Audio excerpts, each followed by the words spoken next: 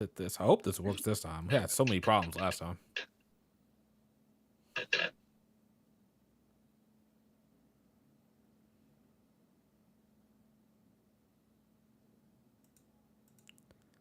All right. Are we live? Are we live, bro? Are we live, bro? Are we live? Yes, we are live. Excellent connection. Acebreaker in the chat saying Triangle Mid 2 was canceled. Let's fucking. So is that why he was popping off in the chat? No See the way. negativity. I didn't read it's a the rumor for now. Just a rumor. Okay. So wait, there's supposed to be a triangle strategy too, but Square Enix is like, hell no. Nah. Well, no, remember, because Final Fantasy games didn't sell well, so they canceled a bunch of smaller projects. The rumors that was one of them, but we don't know. Yeah, I'm not gonna lie about it. Your mic sounds crazy. What's going on there, bro? I am talking. Can you hear me? We can hear you, but your quality sounds a little bit crazy. You know, if this was me right now, everybody would be blaming it on my GPD. I mean, honestly, bro, it's probably your GPD. It's my GPD. Why Bao? I mean, honestly, Bao might be on his GPD. He might be. He definitely not on his Yeti. Bao hasn't turned sure. on his GPD once he betrayed it for those other devices. I used my GPD like last week. What are you talking about? Yeah, last week. See, I use mine every day. There's a difference. To play games, Riku? He said we are not. To do everything. Mm. I was writing on it 2 days ago. How do you write on that thing? That doesn't make any sense. Virtual keyboard. Plus a keyboard in, probably. Yeah. So a virtual keyboard and what? You're literally typing on the screen? Oh, sorry, not virtual keyboard. I meant a Bluetooth keyboard. I have a Bluetooth keyboard and I have a HDMI cable plugged into the TV. I was about so to it's basically like a CPU. Yeah. Like a proper PC gamer out there. That made no sense. All right, chat. Can you guys hear us good? Trying to make sure everything is good. Hopefully, unlike last time, we had some technical difficulties. Hopefully, that's not the case this time. Everything should be good. Even my headphones are charged. Actually, my headphones are charged for exactly 2 hours of continuous use. So when they go out, it's probably time to get up out of here. He's hinting at something, chat. Set your timers. All right, everything sounds good. All right, let me do one more thing. Is it me? Lord? Just asking for a friend.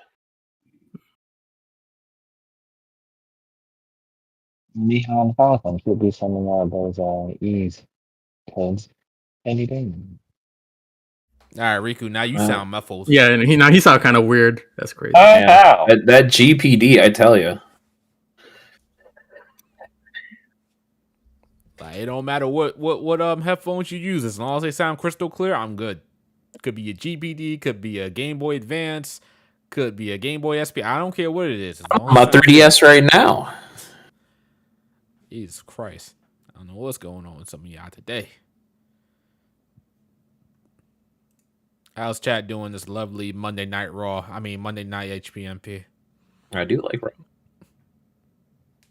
I wouldn't be surprised, Blake. I wouldn't be surprised if you came on one day and it's just like, there's a little Blake about to be going around here. I mean, honestly, the possibility of that happening is, not zero, considering my lifestyle choices. But all I'm saying is that y'all ain't seen Polo game this good in a long time. Just make sure when you go to shoot up the club, make sure it gets cleaned up properly. Yes, sir. Yes, sir.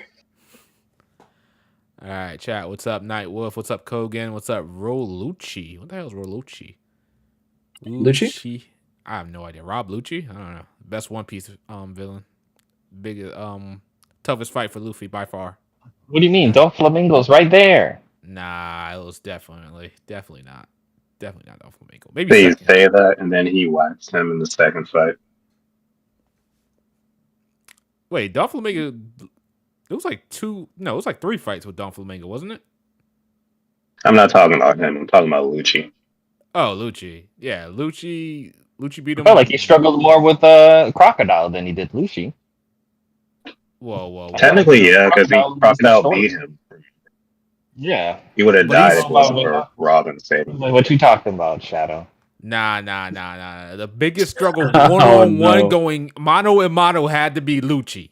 Completely. Honestly, Let's if take I had to say context. 1-on-1, I would say it would probably be man, who's the dude that uses the mochi? Katakuri? Yeah, Katakuri. I would actually say it's probably Katakuri.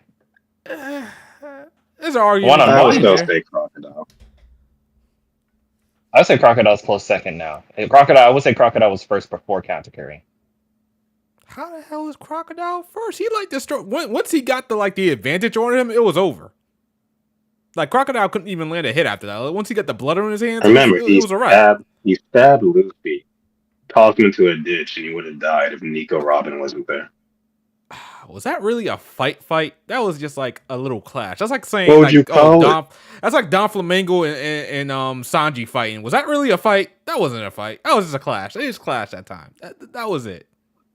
If we're making specifics like that, then it's definitely Katakuri. Katakuri was whooping his ass for episodes and forced him to fucking ascend to a new fucking form. I can't. You know what? I can't argue with that one. If someone wants to say Katakuri, fine. I'm not gonna die on that hill, but I do. Wait, think what Lucci form was a did he struggle. have to ascend to? Snake Man. Didn't he already have that? Like he already had. Yeah, it. he already was just had like. I mean, well, he had to reveal it and Yeah. use it. That's what every fight he goes through. Yeah, I feel like that one up to that point felt like the biggest struggle he's had this far, in my opinion. I haven't what seen Gear. What about Magellan? Magellan. I Hey. mean, he was just at a complete disadvantage against Magellan. He didn't have hockey at the time. It wasn't really a tough fight. It was like a wash almost. I haven't seen him go Gear 5 yet. What about that one? How did that work out for him? That No fight was spoilers. goofy. I saw the whole thing on Twitter. He Yeah, hasn't that's even good. for Gear 5. He hasn't fought anybody that's like an actual struggle. Like once he went Gear 5, he just wins.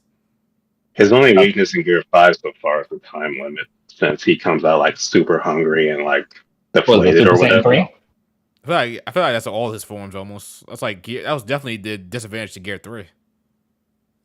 Yeah, it's pretty much the same thing. Like he just has to eat afterwards. He can't move or anything. Yeah.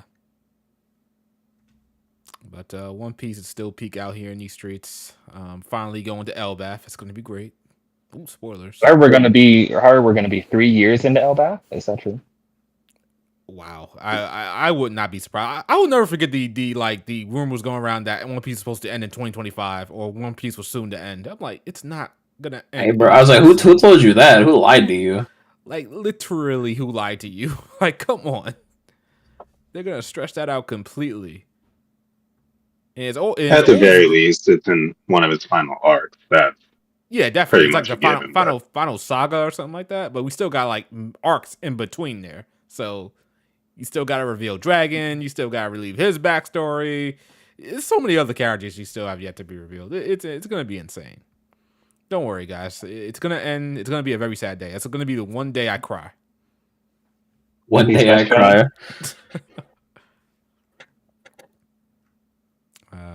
Shadow, do you watch JoJo's or no? Nah, I don't. Damn. Hey man, JoJo's is probably my favorite shonen right now, Heiki. Is It's there a out new there, season? man. I mean, they're working. They had Stone Ocean come out, I think last year, but no, Yeah, I I just feel like it's 2 years ago. I'm catching up, but I just got done with part 5 on Friday. Man, oh man. I think you would like JoJo's Shadow, especially being a Persona guy like you are. Obviously, with Especially part 4. Yeah, Yeah, with part 4 inspiring Persona 4. It's like I feel like you would get into JoJo's if you gave it a chance. If you got to the end of part 2, you would be sold. See, I don't like Persona for the fact that they like bring out Personas or something like that. I like the entire package. Like, there's no one thing about Persona that I really overly like. Just the characters. Just like the characters and setting of 4. Like it, I wouldn't even say loosely. Just it feels like it's Persona 4. Interesting. You'll like it. Just finish part 2. The battle tendency. I think and I did. you'll lead. I think I was in the middle of part 2 and I stopped. Honestly, though, I feel like I tell most people now. I feel like if you don't vibe with JoJo's Part 3, then you're probably not gonna enjoy the rest of the series. But that's just personal. I don't know about that. I know some people that didn't like Part 3 that much because they felt it was formulaic with the villain of the week type of thing. But they really liked Part 4 and Part 5. So I'm not sure about that. We got a super chat from Cranberry with the $20 super chat saying, "Good to see you boys back. Minus Q, who's still hiding because of the bet. He is the thing, right?" Thank you, Cranberry, Crazy. for the $20 super chat. Appreciate you, man. Yeah, Q is just he's not finishing I that. was about to say, who in the chat wants to donate 2,000 pounds to Q so that he can pay Bao? He's not. He ain't winning that bet like at all. He hasn't finished Sky 1 still yet. We are at the end of September. There's just no way he's doing this. Unless for whatever reason he's been secretly doing it in the background and not telling us, which I highly doubt. On a burner Steam account. Yeah, like I highly doubt. He doesn't have the balls. He's too much of a big mouth to keep such a. And you see how he's been posting pictures in the group chat, vacationing in different places too. Nah, But bro, he's he is watching not Crunchyroll right in now. he does not give a shit. Yeah, it's sad. It's gonna be a sad day. When is that bet up, Bao? Is that like December 31st or like January 1st? I don't think it matters. 31st is the very last day he has. He has until December 31st at 11:59 p.m. Wow, so do you take like a firm or like installments? Like how's Q gonna fork over the cash for you? we Better already be told him. upfront, but we'll see. I don't even know how he's gonna do that because you can't. How he's gonna get you the money? Like you can't transfer that amount of money, like through PayPal or something like that. He's gonna find a way. Yeah, he might have to like buy you games for the entire year or something like that. It's gonna be weird, but he's still got time left. I have no faith in him at this point. At the beginning, I had all the faith in the world, but now It was such an easy bet. Like It really we all was. were like, okay, there's no way he loses this, right? And then 6 months go by and he falls asleep on stream playing the first game. I still can't believe that happened. That is insane. Oh my Give me a god, address. giving a great reputation to Trails games that they're not boring at all, enough to make you fall asleep. Love it. All right, let's see. All right, Pelvic's in the chat. If she wants to join us, she is free to do so. The Discord call is open. All right, guys, HPMP JRG podcast episode 107. We out here on the Monday podcast, and guys, we're gonna try to get out of here as fast as we can because it's Monday. It's not normal, but we'll see what happens. We're live on Google Play, Apple Podcasts, and wherever else you get your podcast services across the globe. We're on there. This episode will be uploaded the next day. I will try to get it uploaded the next day, but it's gonna be a busy day tomorrow, so we'll see. But I will get it up as soon as I can. Best believe that. All right, guys, let's go with the intros. Blake?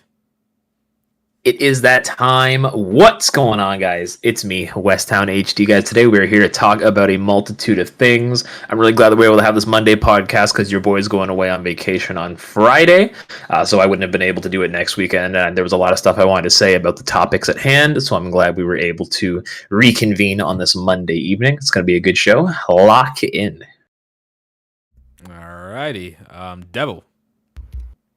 Hey, what's up, everyone? It's been a while since I've been on the pod, probably at least a year. I don't know, it's been a minute, but mostly because I have work on the Sundays when the show's usually on. So, yeah, since it's a Monday show, I could make an appearance. Who knows if I'll be on the next one? But yeah, just glad to be, just hang out with the boys and Lady Pelvic when she joins us. So yeah, just should be a fun podcast, and we'll get it done nice and quickly for you today. All right. We missed you, Devil. Mm-hmm. We certainly did, Devil. You're like the most down-to-earth person, like, guest that we have on here. Thank you. Other thank guests you. are a little bit erratic, but you're cool. Appreciate it. Bah, Welcome everyone to another episode. Uh, Not much else to say. You better have my money. Damn. Do you want to say why you don't have a microphone? Bao like theme No, I song. didn't. Bao's theme song is about to be that Rihanna song. Bitch, better have my money. Better pay me what you owe me. Don't act like you forgot. Yo, Pay me what you owe me. Yo, we're definitely gonna. Yes, be I'm not on my normal mic tonight. I will not say why because I don't want my business out there for thousands of people to know like that. So yeah. Yeah, I apologize in advance for Bao's mic. Riku, go ahead. Riku-san, one, the only one. Hello, everyone. How are you doing on this fine Monday? I hope everyone's doing fine. Let's get into these topics. Why do you sound like not yourself? Not Because your that mic trails game in his quality. hands. You sound like I don't know. You don't sound like yourself. It's weird. Hey, Is man, it I just don't know me? what to say. Is it me? Anybody else hear this? Maybe you. No, he does sound like he's like on the other side of the room from his GPU. What? I literally have the mic in my mouth. In your Oh. mouth. Hey, Oh, yeah. yo, is that why it's echoing? You got that No wide Diddy. shaft? No Diddy parties around here. All Oh, you wanted to talk about that, didn't you, Shadow? Not really, but it sucks that Diddy is that type of person. But yeah, everybody's gonna get in trouble. There's gonna be a From lot those more. sounds of it, doesn't it sound like it's been a thing for a long time that everyone's known? Like R. Kelly, isn't that a similar situation? Kind of, yeah. Gotcha. And so we'll see. But all right. Okay, guys, before I get the topics title started, usually I will have like the topic that we're talking about. I'll try to have like an image or a gameplay that corresponds with it. I don't have much this today, so what you're gonna see is two pieces of gameplay going on for a very long time. Apologies in advance. It is what it is. One of the gameplay is Daybreak. I don't think there's any real spoilers in that. It could be some character reveals, like a new party member joining, but that's about it. So you shouldn't be too spoiled on it. But yeah, fair warning. I'll let you know when that part is coming up. You can just not look at the tab or window that you're on. But all right, what are we talking about first, people? We want to talk about this PS5 Pro. Oh, No, well, I might as guess well before we let Pelvic do her intro. let Pelvic do her intro. Why y'all sound so depressed? And why are you gonna put Daybreak up? I have to like close out the stream because I was watching it. Now you're just trying to ruin me. I'm going through this journey. I'm going through this journey. You know. We're letting you go through the journey. I'm giving you a safe heads up. See, would have been wrong if I didn't say anything. Whatever. I just left it up there. Whatever. Anyways, hi guys, it's me, Pelvic Gaming, Lady Pelvic, and what are we supposed to say? I'm here. Yeah, pretty much. I'm here, everybody. Woo!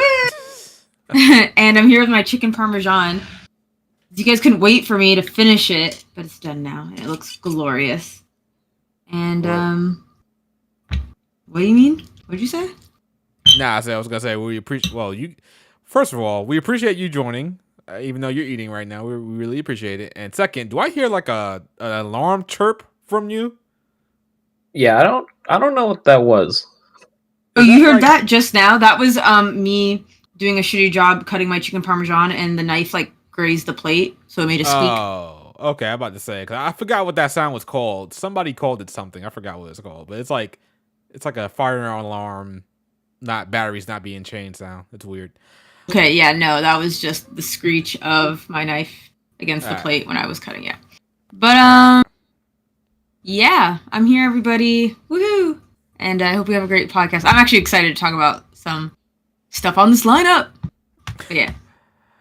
All right, guys. So what do we want to talk about? We want to talk about the PS5 Pro. You want to talk about Nintendo and Palworld? Getting this? Let's see. Blake should go first. Me? Yeah. You should. I should go first. Well, before I start off, we've got a super chat from Cranberry, $10 super chat, saying Queen Pelvic back with the chicken parm. Let's go. Cranberry. It's going to be very delicious. I'm so excited to eat it. Oh my god. Oh my So, well, hold on. So, you want me to pick a topic, or what are we starting with? No, we're Yeah, pick a starting topic. with... What? No, put him on the spot. Give him a fucking topic. All right, do it. Do it. All right, give me some right now. I'll do it. Go on. Power. Alright, yeah. Let's go, Power Nintendo. World. Yeah, Nintendo and I Power agree. World. Man. Let's talk about Nintendo Yeah. and Power All right, World. chat. Yeah. So we all thought, we in the Palworld community all thought, hey, we're safe. This game came out. It's been in development for years. Nintendo's not doing anything. We all thought we were safe. And then we get a knock on our door. I say we as if I'm part of the team. I'm not. Get a knock on the door. And all of a sudden, it's the boys in black. Riku is echoing, I think. Yeah, Riku, you're echoing. How's that guy? How about now? I probably fine now. Yeah, anyway, the boys in black knock on the door saying, you've been served as they hand us Joy-Cons. It's over, bro. It's never been so over. Even if Nintendo loses the lawsuit, they have enough money to keep them in court and bleed them dry for like the rest of their life. And Nintendo's petty that way. Me personally, the fuck Nintendo in this. I really liked playing Palworld just because of the way the game was structured. I always wanted like an open world survival base building like monster collector, and again, seeing the same people posting the same things. Oh, go play this monster collector, or go play this monster collector. It's like all of it's just Pokemon clones. I'm not interested in a Pokemon clone. I'll just go play. Whoa. Hold up. I was fair back then. Most of those were suggested to you were not Pokemon. Pop the brakes. I don't know. Did you catch monsters, keep them in your party, and then battle them? Not all of them. No. Hey man, listen. If you find me another survival base building monster collector, Pokemon I'm didn't there. even start that. Hold on. Anyway, that's neither here nor there. I just really liked what Palworld had going on, and really sucks what's happening because I really was looking forward to the future of this game, but does not look like there is going to be a future of this game. Well, here's my thing to you. You said screw Nintendo, but isn't Nintendo in the right to sue for patent infringement? I mean, sure, but also, I just don't think Nintendo should have the right to do anything with how much money they got. What? Yeah, of course. So you're saying, Blake, if you're making $500 billion a year, for example, not saying Nintendo does this, but I'm just saying, if you make $500 billion a year with an idea and somebody copies your idea, you shouldn't try to sue them or cease and desist on them because you make so much money. I mean, you can. It's just the main thing is like, okay, of course, Nintendo's gonna Nintendo. They got out their lawsuit and their lawyers and everything. Okay, cool. But like, is the Pokemon Company gonna put out a better game like soon? We don't know. Like after Scarlet and Violet were so like freaking buggy. Like why are you wasting time with this when you should be wasting time making a better game? I digress. Excuse me. Question. So you said patent right in front. What do they steal? Like I don't understand. Like Here's the thing. So people assumed it was designed, so that wouldn't be patent infringement. So what it likely is probably like the catching mechanics and all that, because it is similar a bit to Legends Arceus. So maybe that. But yeah, this is not actually for like the design, which people expected, but no. So it's just the catching mechanic that they use. So you can't throw a small. But we don't know for sure. They didn't say. Even like the devs of Palworld were like, we're not entirely sure what they're suing us for. So we can only guess right now. Okay. So we think that the developers of Palworld, they don't stand any chance here. They don't have do they have a case at all here, or Nintendo being petty? Case, but they don't have the money. That's really what it is. Nintendo. They have the power. I'll say Nintendo can make a case. Like Nintendo can keep. Isn't that essentially what they did with this one? But hold on, I have another question. Okay, so walk me through the steps of how you capture. Like, I know we don't know for sure. Like, Palworld even is like, I don't understand what this is. But like, walk me, someone who has never played Palworld in their life, how you capture a PAL. I assume is what they're called. Correct. You literally walk around, send out a PAL of your own. It's all real time, mind you. You can damage them, toss a ball when you're ready. Like, it's literally just like Legends Arceus. Which I haven't played, so that's why I'm telling you to walk me through it. Like, I've just never fucking played either. You walk around, you beat up the PALs. Like, it's real time. So it is like Pokemon. Real time. So it is like Pokemon. It's like imagine you're trying to capture a Pikachu, but you're also punching it. You're also helping your Pokemon fight the Pikachu. All right. And you Like, can throw a ball at it. I'll set it. So ultimately, it's you throw a ball at it. That's really the Throw a problem. ball at a monster. you eventually throw a ball at it. Yes. That's a Pokemon. So yeah, I get it. Should have been square. Then they would have had nothing. So Hey, it was a square. cassette beast. They got cassette tapes. Anyways. Oh yeah, that's true. That's all I got. That was my contribution to this conversation. So It didn't they create a patent like sometime early this year, and then it got approved, and then that's when they attacked? I think so. Yeah, I think I did read something about that. Yeah, it's wild. Because it's crazy. It's like how some they sort of didn't- It's like some sort of patent that really only is like could only get approved in Japan. Like it only holds up in Japan. Which is weird. Yeah, That's what I the heard. patent or the company rather, Pocket Pair is a Japanese company. Yeah, so they are very much coming under fire for it. Interesting. So, because Nintendo took a while to come out with this, because you would think when Palworld released and was getting all this crazy attention that they would have came out first, saying cease and desist, like we're gonna sue you or something like that. So I guess from a design standpoint, when it comes to the pals and the Pokemon, they can't sue for something like that. Apparently, it's got to be something Honestly, else. I think they can. Yeah, it's definitely some sort of loophole that they have to go through in order to. I'm sure they can, but as to the why, I don't know. Because if you play Palworld, there's some things that are like one for one. Like the Eevee Pal is literally just a cream colored Eevee. Right? Yeah, I seen that one.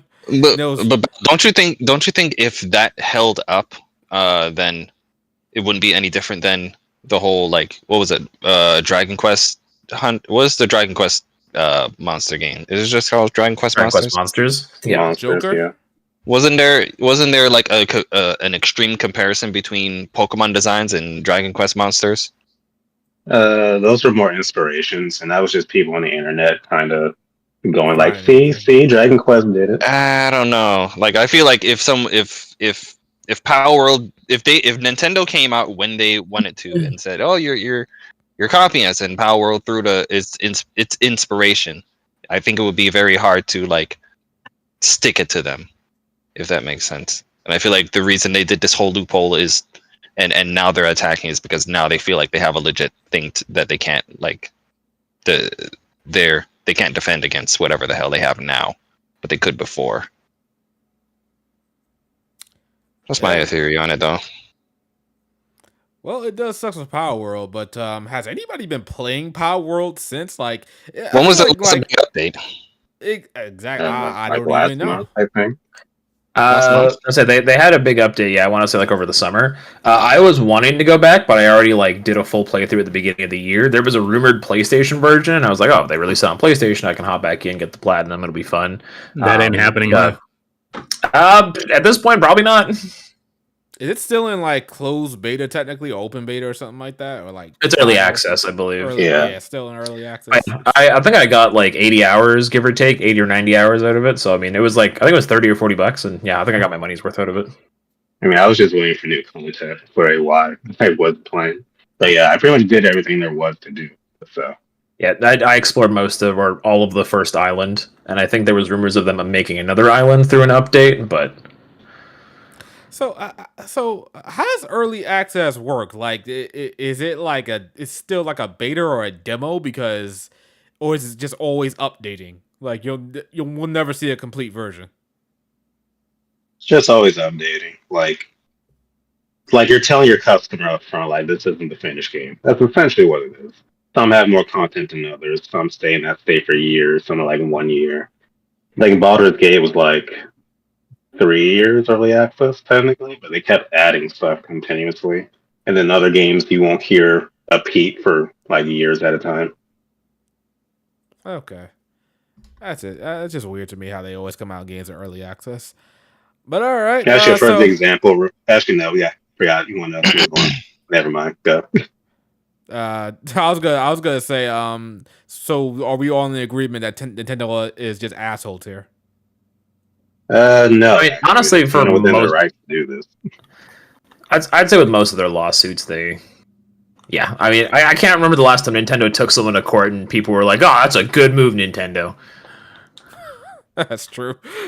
I'm not They always- condoning it, but they're not in the wrong for doing this because it's their IP. True. Yeah, they're very protective of their brand, and I haven't played the game, but just a couple screenshots, I see that yellow creature, like that's a fucking Pokemon thing. So I see why they went for him. Okay. All right. Let's move on. Let's talk about a surprising remaster coming to us. We're getting a remaster of the PlayStation Vita game, The Dead Vita. We're getting a remaster of Freedom Wars. I was gonna say Worlds. What is wrong with me? Freedom Wars is a hunting style game that was fairly. I don't know if I want to say it was popular on the Vita, but it was a lot of people did enjoy it. And apparently, with this announcement, we're getting a whole bunch of people coming out and say, "Oh, Freedom Wars is amazing. It's one of the best games I ever played on my Vita. Oh my god." Do we expect this same level of support when the game finally drops? I think early 2025. No. I think it's going to be super niche, and those that played it are going to play it again and be like, "Yep, this is what I played." Few people are going to play for the first time and be like, "This is neat." Moving on, and that's it. Wasn't it also coming out like in like January or like early next year? Yeah. Yeah, I feel like it's gonna be like put up against like other things, and it's just gonna fall into obscurity. So it's basically going to have the same problem that it did when it came out on the Vita, basically. Not necessarily different problems, but when does whatchamacallit come out? Monster Hunter, the next Monster Hunter game. Isn't that early next year? They haven't given Or a they release didn't say date, but historically speaking, Monster Hunter is usually within the first half of a year. Yeah, I'm not sure how people are gonna grab onto this. I don't think it's gonna do any numbers. Now, if they go ahead. Keep going. Sorry, I mean cut you off. Yeah, I think it's gonna have a little cult, the little cult following that it has. They're gonna play it, and it's gonna come. Is those games where you see people hyping it up, and then when it comes out, it's like it kind of came and went. It's gonna be one of those where you'll hear about it for about maybe, and this is generous, 72 hours on the feed. After that, it's gonna despair. You're saying it's going to be like 2 Fire hours Emblem is very Engage? generous. Like Mario Yeah. Wonder. Yo, but okay, to be fair, I feel like that's just gaming in general now, though. Like, there are very few games that are, like, consistently talked about, like the Persona 5s, even the Nier Automatas and all that stuff. Like, I mean, even Final Fantasy 16, like, honestly came and went. Like, the Leviathan shit dropped. I saw it on the timeline for maybe 18 hours and then gone. There are, like, so many, like, actual really great games that may not have, like, the Final Fantasy, well, like, just even, like, the big names. Like, Luigi's Mansion 3 is honestly a great game, but that, like, came and went. I just feel like Eiyuden Chronicles was hyped up to high heaven, and frankly, the Nintendo port crushed it. And I feel like that game kind of flopped. It but, like, I said they're working on the sequels now. I know, that's true. I mean, listen, that Kickstarter blew the fuck up. That Kickstarter popped off. But, like, I just feel like that's a problem with games in general. Like, look, like Visions of Mana. Visions of Mana, it's already on sale, That shit came and went. It's been out for less than a month. Didn't the studio also get, like, axed immediately, like, before the game even came out? I don't know if it before it came out, but, like, yeah, like, around. Point is, yeah, it got nixed, like, really, really quickly. But I just feel like that's the culture of gaming in general. Like, yeah, Freedom Wars doesn't have a chance. I agree, absolutely. But I don't even feel like it's just only because it's niche. I feel like the gaming market is so fucking oversaturated. And you said, what, it's early 2025? Like January. January, yeah. Yeah, that's like Tales of Grace's F. That's going to stomp that out. Yeah, and I worry because, like, to me, it's such, like, a fun team-based game, to play with people. And I hope it has online support, because otherwise, if it doesn't have online support, I don't even know why. There's no way it doesn't. Yeah, because the Vita version had online support. So yeah, it did. Yeah. No, but I'm telling you, games are changing. Like, for Tales of Arise was the first Tales game that didn't have multiplayer. This is a Hunter-like, though. I understand. But games do be changing, and And because again, Fire Emblem, what the fuck? Freedom Wars doesn't have the biggest fan base. You know, like how long are they going to keep up servers? Longer than Concord, sure, but like, is that really saying much?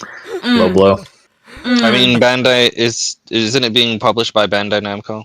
So I would assume that it would be up for some time.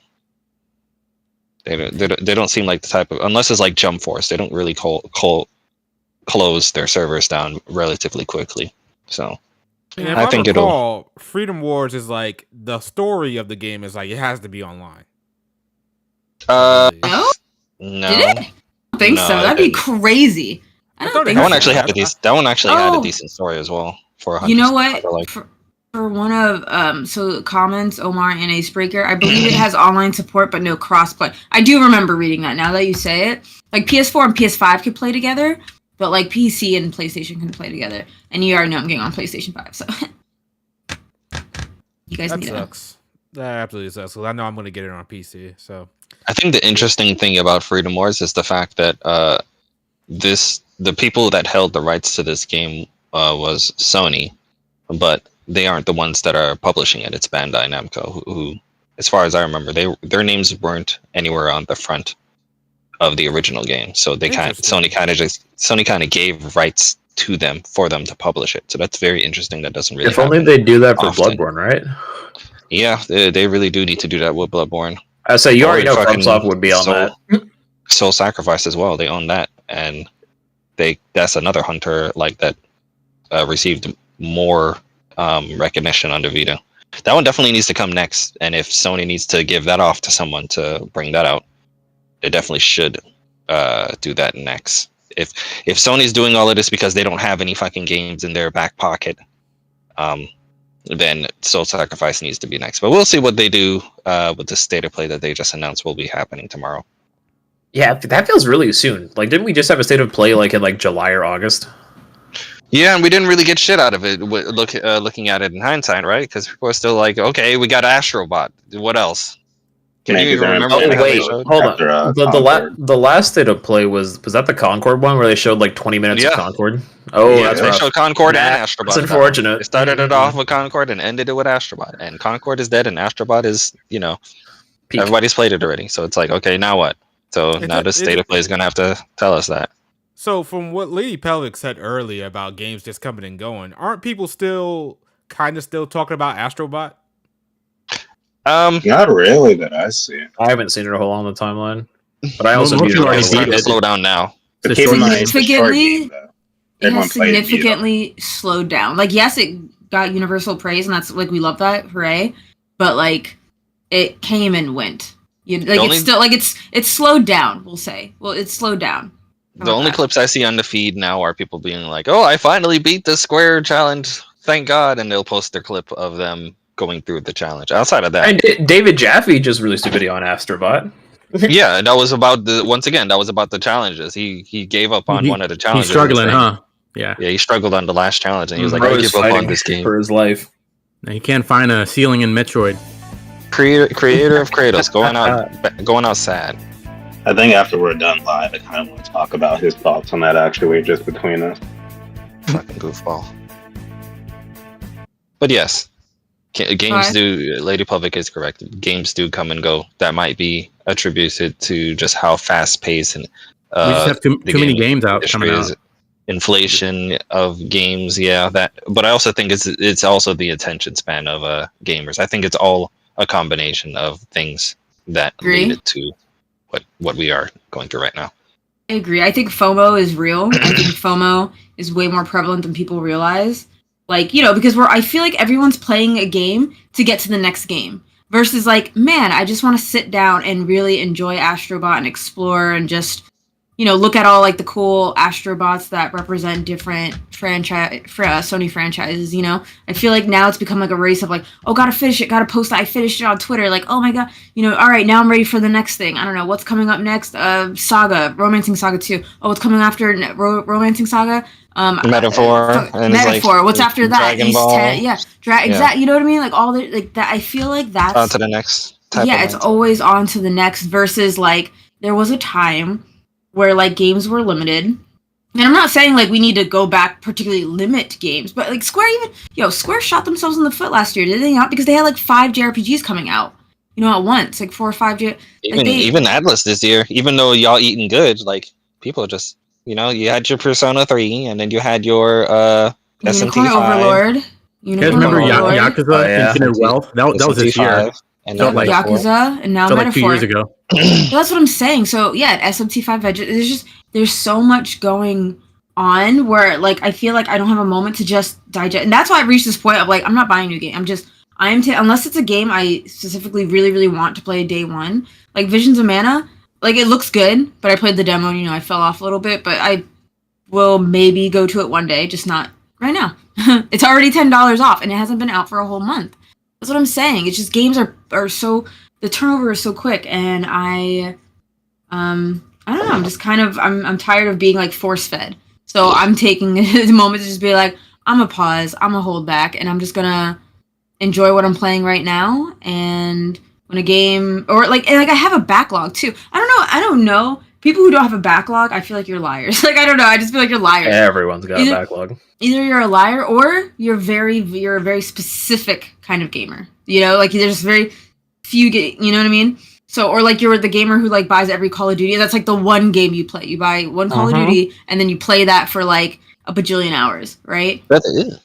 So but like yeah, no, I'm done with FOMO. I'm going to play the games that I want. Like I want to go back and play some oldies. I have some games I would like to even like replay, that I've played on my free time, but I've never played like for the channel. And I'm like, man, it'd be really cool to like visit this again, knowing what I know. Maybe I'll like it more, maybe I'll like it less, whatever.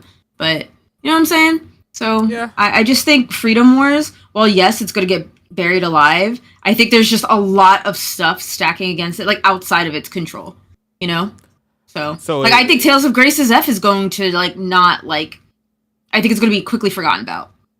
Like yeah, people are going to buy it. It's going to be like, oh my god, Tales of Grace's F, woo! And then mark my words, 3 weeks, or less, and we're moving on. So yeah. So is anybody gonna get Freedom Wars day one? Nope. I'm good. The problem is I want to support it because they said they are creating this for the sole purpose of creating a stepping stone for a sequel. But I'm actually not interested in playing through it again. That sucks. If I had a dedicated group, I feel like I'd be like, all right, let's ride out. Just Soul Sacrifice, I would be back in there. We have a super chat. We got a super chat from Neo Propaganda with that $5 super chat saying, on a Monday, y'all wild, but let's go. Yes, sir. We bring that Monday energy. On a Monday, it's too much to talk about to not do it. But closing out on Freedom Wars. Yeah, it kind of sucks. It will come and go. I'll probably be playing it day one. But yeah, like Pelvic said, like after a week, like there are so many people that went crazy for the announcement. But we all know when it comes out, it's gonna be talked about for like maybe a couple of days, and that's about it. Game over. Game over, man. Game over. So, hey, it's what it is. I wonder why they're bringing it back. Is it just like because it's like Riku, you brought it up that it was under PlayStation, but they gave it to Bandai Namco. So is this just like Bandai wanted to buy something from them so they can put out something? It's weird because I felt like this game was gonna stay on the Vita and just stay there forever. But I guess, like I said, it sounds like the original creator wanted something to happen, and he made it happen, and he did some, he took the necessary steps to bring it to modern platforms for the purpose of making a sequel. So it seems like this is done out of passion. I've heard a lot of remakes, remasters, whatever, are like easier projects to fund like newer projects. Is Makes what sense. I've heard. I'm not sure if that's true, but yeah. If And then also, that I is the just wanted case- to. Go No, ahead. I was gonna say if that is the case, how much would they have to sell to get that sequel greenlit? How much Yeah, that I have no remaster clue. has to sell? That seems. I have no clue. If they would know what's good for them, honestly, they would try and cut some sort of check with Sony and throw it on PlayStation Plus. Because like I said, I just don't I'm just unconvinced that people are going to support it, especially with the amount of people that are Monster Hunter fans and aren't willing to play anything outside of Monster Hunter within that genre. As we So it's shouldn't. like, yeah, see, people like Blake. So it's like if the game is like if you're already subscribed to PlayStation Plus and you see it as one of the games on the subscription, there's a higher chance of you going and playing it that way, in my opinion. Not for me. I mean, you don't have PlayStation Plus, so I got PlayStation Plus. okay. Say so. All right. Anyway, we got We got another super chat from Ricardo Belmont, $5 super chat, saying, I gave it a week. I remember when folks were beating Zestiria in 3 days. Oh, for Damn. Tales. Isn't that also coming out in February? I just feel like stuff that comes out at the beginning of the year, unless you're a FromSoft game or like a Zelda game, people forget about you almost quicker. Lord. That's ridiculous. Beating Zestiria in 3 days? How do you beat That's that not game? a short game. That's not a short game at all. Like, how did you do Play it. No, seriously. How do you actually play that game? I fucking hate Zestiria. I do not like Zestiria. Let me just throw that out there. Zestiria sucks. I don't think Sucks. anybody Don't does. get me started. Sucks. Team Berseria all day, baby. Yeah, I dropped that one quick. What? Which one? Vesperia? Hysteria. Oh. I love Berseria. Okay, I was about to have words with you, Devil. I was like, Devil, not you. No. You were supposed to be the chosen. Top 3 Tales of game, Berseria. Yes, sir. You're right. You're right. Yes, can't argue that. You're right.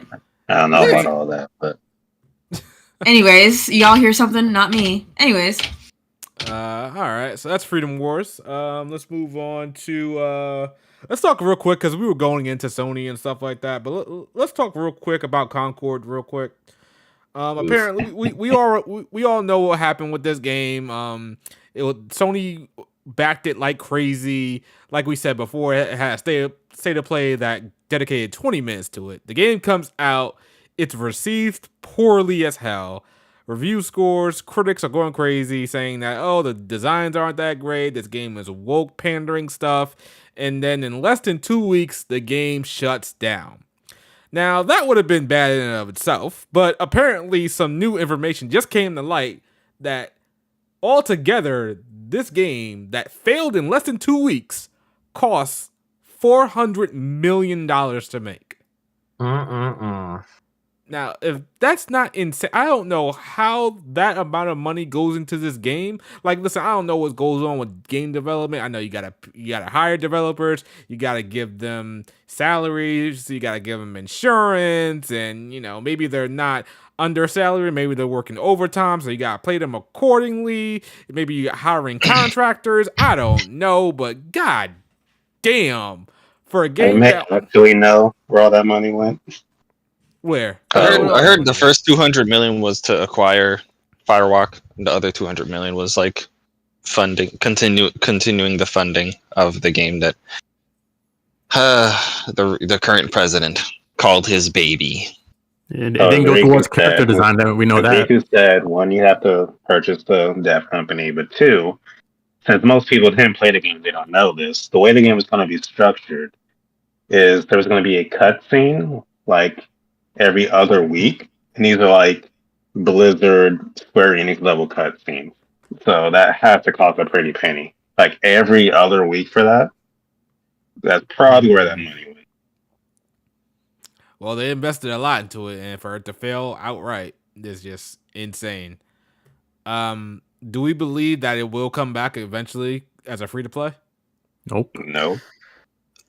See, like, I feel like they spent way too much money on it for them to do nothing with the assets. Like, they lose nothing outside of having to pay for servers by making it free to play.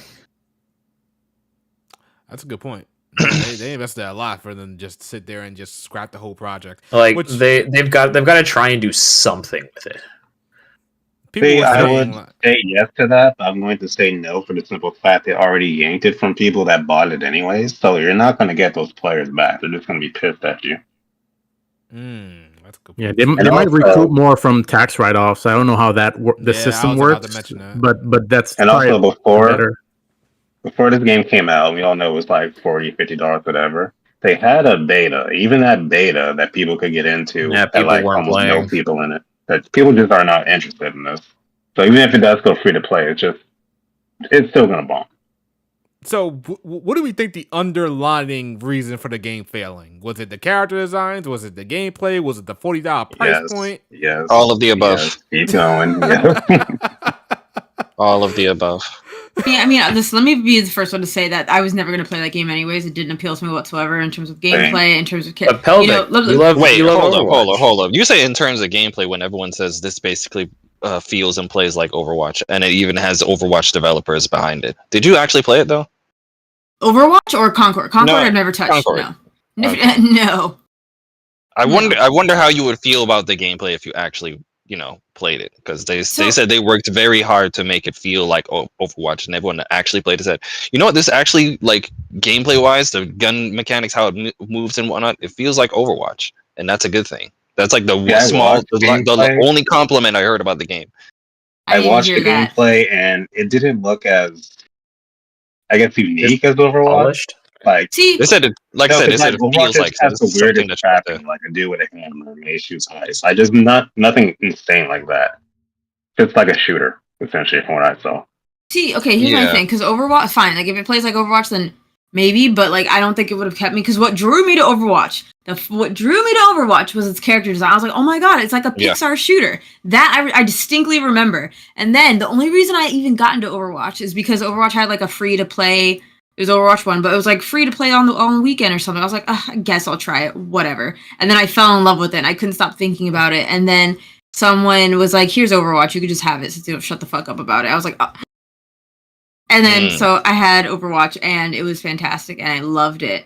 But Overwatch, like, look at it. Okay, for me, it's the character design. One, I'm not into realism. I'm just not, okay?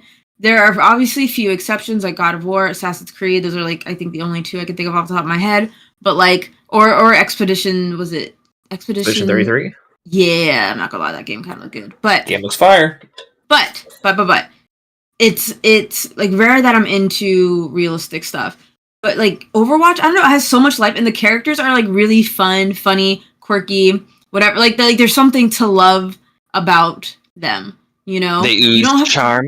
They do, and it's just like you don't have to like every character, you know. But like even just seeing like the voice actors, I saw some like voice actor panels. Like, yo, the guy who plays Reinhardt is so fucking funny. Like he loves Reinhardt, and he goes out for the fans, man. His lines are he's just great. You know, and the lines are just like so full of like warmth and flavor and passion. I'm just like, oh, like I just love everybody in Overwatch and how they interact with each other. It's just made with like genuine love and passion, and it plays really well. And I like that there's something for everyone, because I cannot aim for shit, but you know what I can do? I can be a battery pack. I'm Mercy, baby. I'll just hook up to Diva, and I'm like, woohoo! There I go. Mercy players rise. Let's go. Yeah. So basically, Concord had more designs that you agree with. You would have definitely gave it a shot.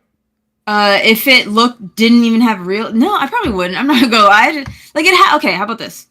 If the whole art style, not just like the design, because I don't like, even if they designed them better, like the design was good, but the graphics were still the same, I wouldn't dabble in, because again, I just don't care for realism. I just don't. You know, but I've seen like on Twitter, all like people were doing like redesigned art or Concord challenges and stuff, and these designs were fire. I was like, oh man, I was just like, this is so much cooler than whatever the fuck you have going on here, Concord. You know, so much cooler. And it was just such a man. Waste. Like they just yeah, that was a huge waste. And I don't know. I mean, so listen, it's out of Sony's pocket, not mine. I didn't pay a cent, so whatever, you know. But so what about anybody else? Do we think the design was the culprit, or was it just a combination of everything?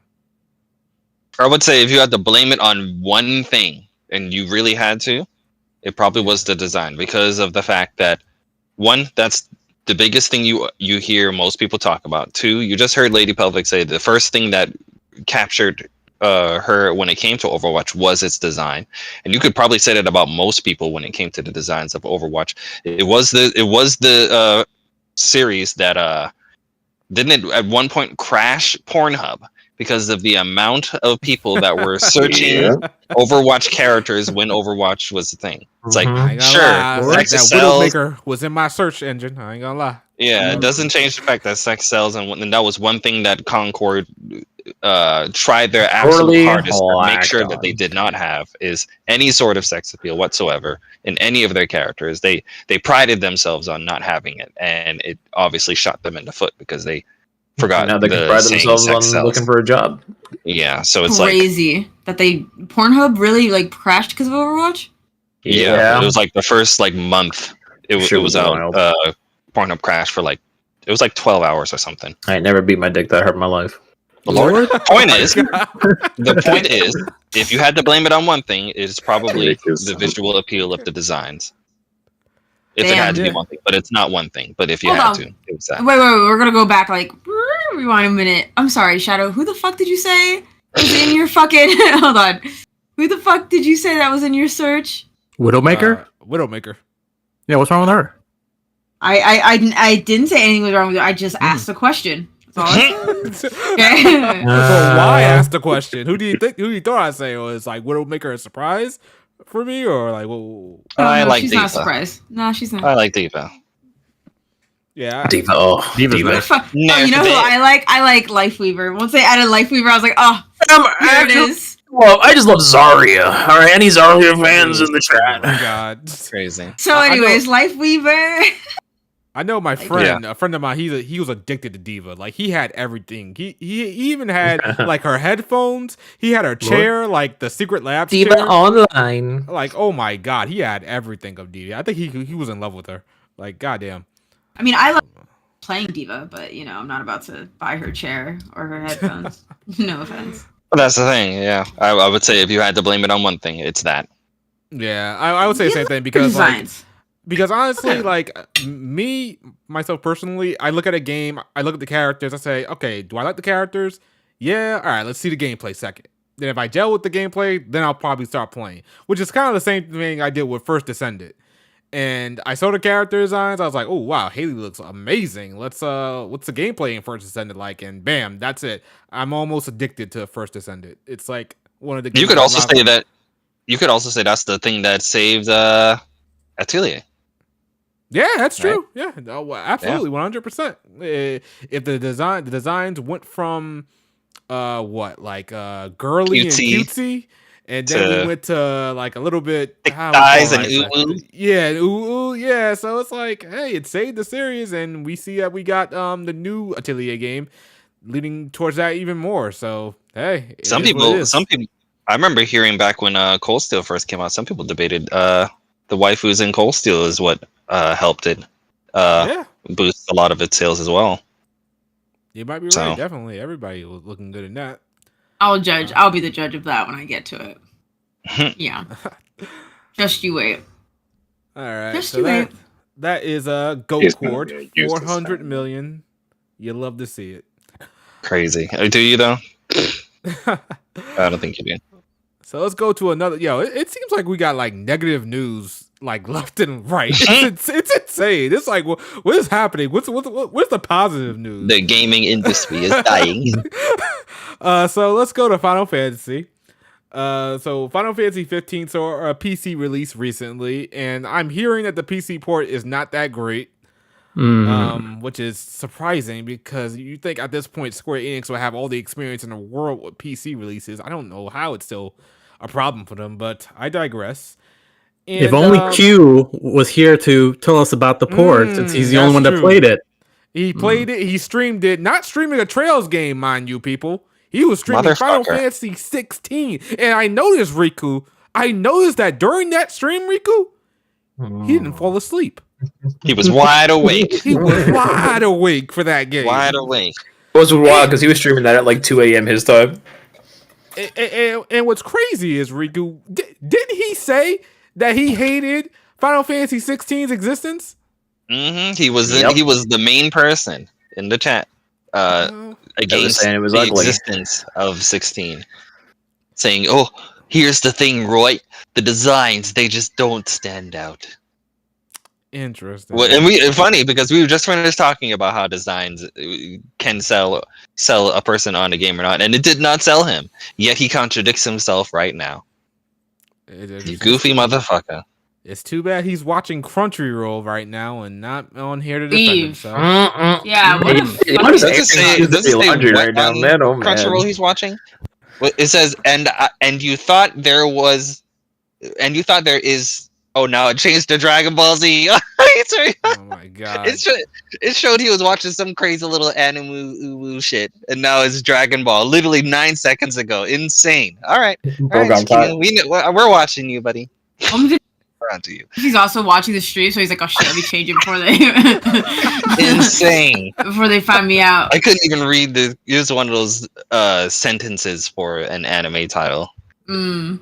Sound like it was going by the Canadian. title, it is, and you thought there was never a girl online, which is Interesting. Interesting. Interesting. Yo, someone write that down in the chat. So In London, we gotta remember. He would be We gotta watching something remember to do with the UK. What's wrong with him anyway? You love to see it. So yeah, 16 came out on PC, and I don't think there's a lot of people playing it as well. But we also got official word from Square Enix, I believe. Somebody correct me if I'm wrong. That Final Fantasy VII Rebirth and Final Fantasy 16 did not hit sales numbers, or the sales numbers were rather low. Really high? Like, I don't understand. I think I feel like they say this every year. Do they not say this like every fucking? I feel like they say this all the fucking time. It started with Tomb Raider. I felt like that was the first big game they were complaining about. Tomb Raider was it sold like 4 million or something, and they were like, "Oh, we were expecting more." I was like, "Bro, it's Tomb Raider. What do you mean you were expecting more?" I think it's probably their like return on investment or something like that. Like, hey, if you put in $50 million into a game, it better make $51 million at the very least, or something like that. And they're not getting anywhere near close to the number that they invested into it, I guess.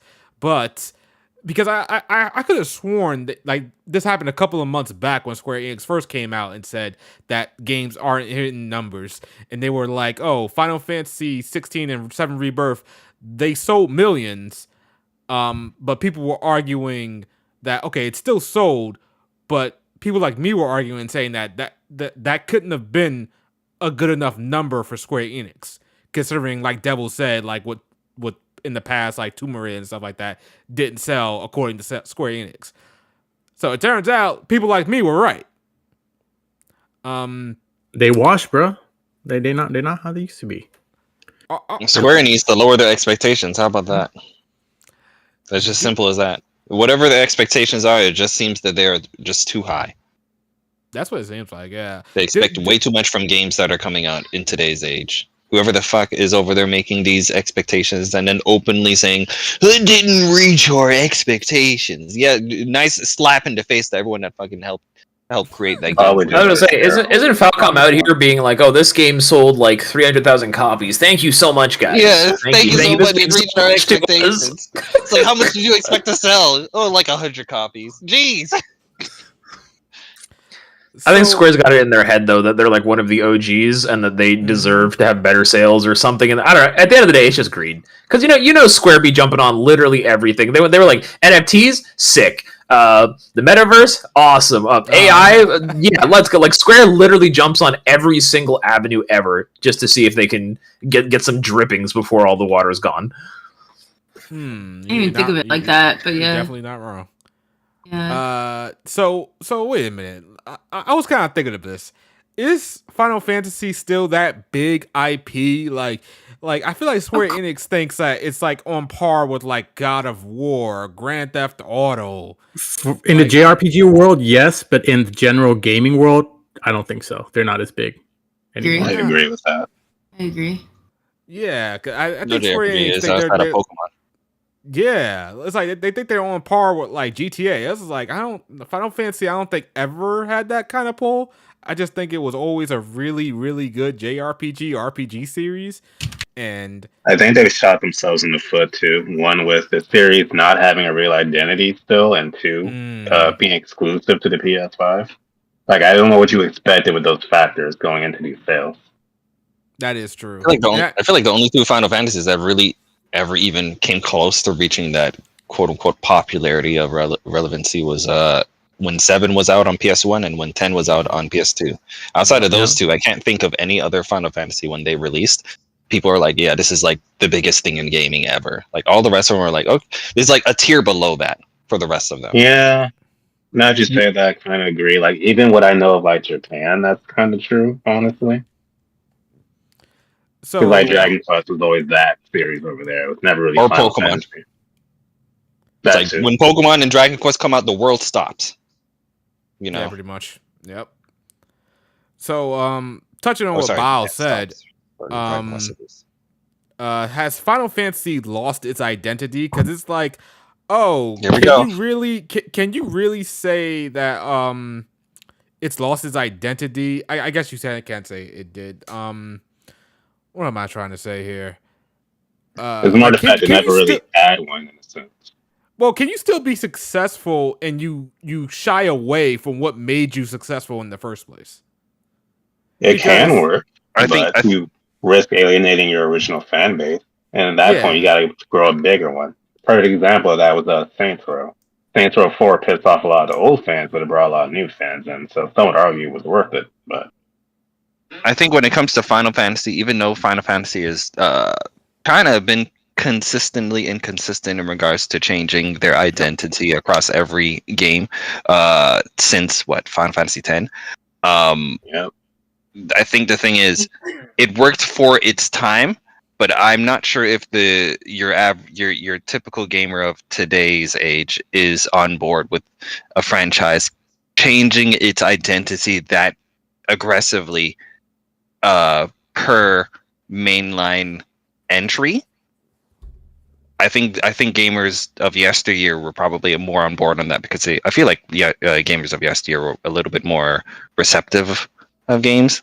I don't feel like the gamer of today is going to give them the benefit of the doubt just because of name recognition, especially if you're not a Nintendo game. You gotta remember how long this has been going on too. Since 10 is 20 years old. Like a 20-year-old now, that was like the Final Fantasy that came out when they were born. So the series has had this identity crisis since they've been alive. Yep. Like I said, I'm not sure if I want to call it I'm not sure if I want to call it a crisis since obviously it's intentional. They are intentionally going out of their way to not have a consistent identity. You know, it's not like I would consider it a crisis if they were trying to find one and they couldn't find it. They are going out of their way to like, all right, now we're a Devil May Cry game. It's like, okay, Jesus Christ, you know, like either you're on board or you're not, and it doesn't seem like people are on board with that. Especially like what Shadow said, this is only on PlayStation 5, so it's like you're not just shooting one foot, you're shooting both. So, a myriad of things. So yeah, Final Fantasy has been changing since like 10. You had 11 going online, 12 completely deviating from turn-based, pretty much. Then 13 coming out and not being received well by anybody for the most part, only for a select few journalists and maybe some people that played it legitimately. And then 15 had its terrible development and then finally came out a broken mess for the most part and then finally fixed itself, but still you can only do so much with a turd. And then 16 comes out, tries to be a Devil May Cry action game, and you still got your fan base divided between newcomers and old school people who are just like, this isn't Final Fantasy anymore. If you don't have the old fan base, like hyping it up so the new fan base can get in, then you're gonna like lose some sales there, in my opinion. Yeah, it seems like that it's not just the gameplay thing either. Like, because 12 was trying to be Star Wars and like a political plot at the same time. Didn't work out. 13. Let's not even get into that. 15 was like, I don't know what the hell 15 is trying to be, like a boy band adventure road trip thing. And 16 is just Game of Thrones, the clone. So it's not just gameplay, that's what I'm saying. Like, yeah, basically has been all over the place. Yeah, basically in regards to Final Fantasy, if you're not Final Fantasy 14, you're failing. essentially. Damn. Today's age. Well, no. Well. Yeah. I guess. Yeah. Rebirth is technically still. It didn't hit the sales numbers, so technically, is it still a failure? I guess. I mean, it's one of the highest rated games that came out this year. It might win Game of the Year by default at this point. In Square's 'cause, eyes, I don't know. in Square's eyes, it's a failure. But in the eyes of like everyone else, like I know, I've seen a lot of people consider Rebirth their new favorite JRPG of all time. Like I've been seeing a nice handful of that. Who been this saying year. that? It's definitely the battle system is definitely up there without a shadow of a doubt. I do like the battle system. I've for sure. seen people saying yeah, it's a return of form, but I haven't played, so I can't comment. It's my Game of the Year, but I wouldn't put it on an all-time level. But I don't know. I've been seeing it. So do we think that Square Enix, at least for Final Fantasy, will learn their lesson finally, and then with 17 they finally go back to their roots and have something like at least Final Fantasy 10 or 9 or something? Nope, they don't learn. Isn't 9 remake on next on the docket? That's the rumor. Should be. Been a rumor Should be for a coming. few years now. Yeah. Nvidia leak. And that's, I'm and more that's Dragon Quest. I guess 12 that's a bigger question. It when the 9 remake gets announced, will it be turn based? Better be. I think I've given up hope for that. I would hope for it to be, because if they're not going to make the next mainline Final Fantasy game turn based, and people that want turn based, where are they going to get their fix? They're going to have to go to other JRPGs like Trails or Persona or Dragon Quest, because we know Dragon Quest. If there's any fucking game that stays consistent outside of Dragon Quest 10, it's Dragon Quest. They know? stay You in just their lane reminded and they me. do not look left or right. So I made a tweet about like this whole Final Fantasy identity thing, and like so many people are just saying, "Oh, go play Dragon Quest, go play this, go play this." Okay, what if I want Final Fantasy to be this? And it's not like I'm asking it to be something it never was, but I don't know, I just hate that logic of, well, this thing I changed sucks, and someone says, well, you can go get this from somewhere else, but I don't want it from somewhere else. I understand that. Because that's like someone that's like with Shadow, and he's like he doesn't want action in his trails, but it's like, you know, I can understand wanting something to stay what it was, but hey, what can you do? You're not in charge, you know. You could just like the roll with McRib. punches or leave. You could just make your own McRib, but I want the McRib. Sure, let's go with that analogy. All right, so it sucks that, but I'm gonna reiterate it again that I was right.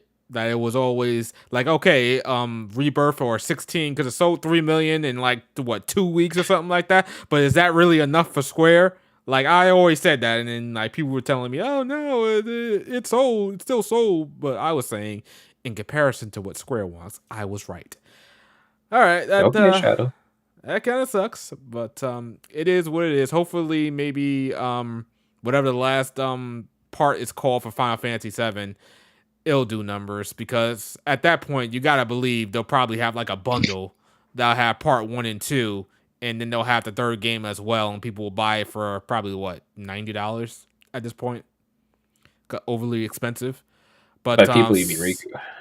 That's when Riku played, right? Right, Riku? Yeah, the PlayStation 6 trilogy. trilogy. Yeah, the PlayStation 6 trilogy remaster. Right, That's when you play Persona 3 Reloaded. If someone can get, you know what, forget it.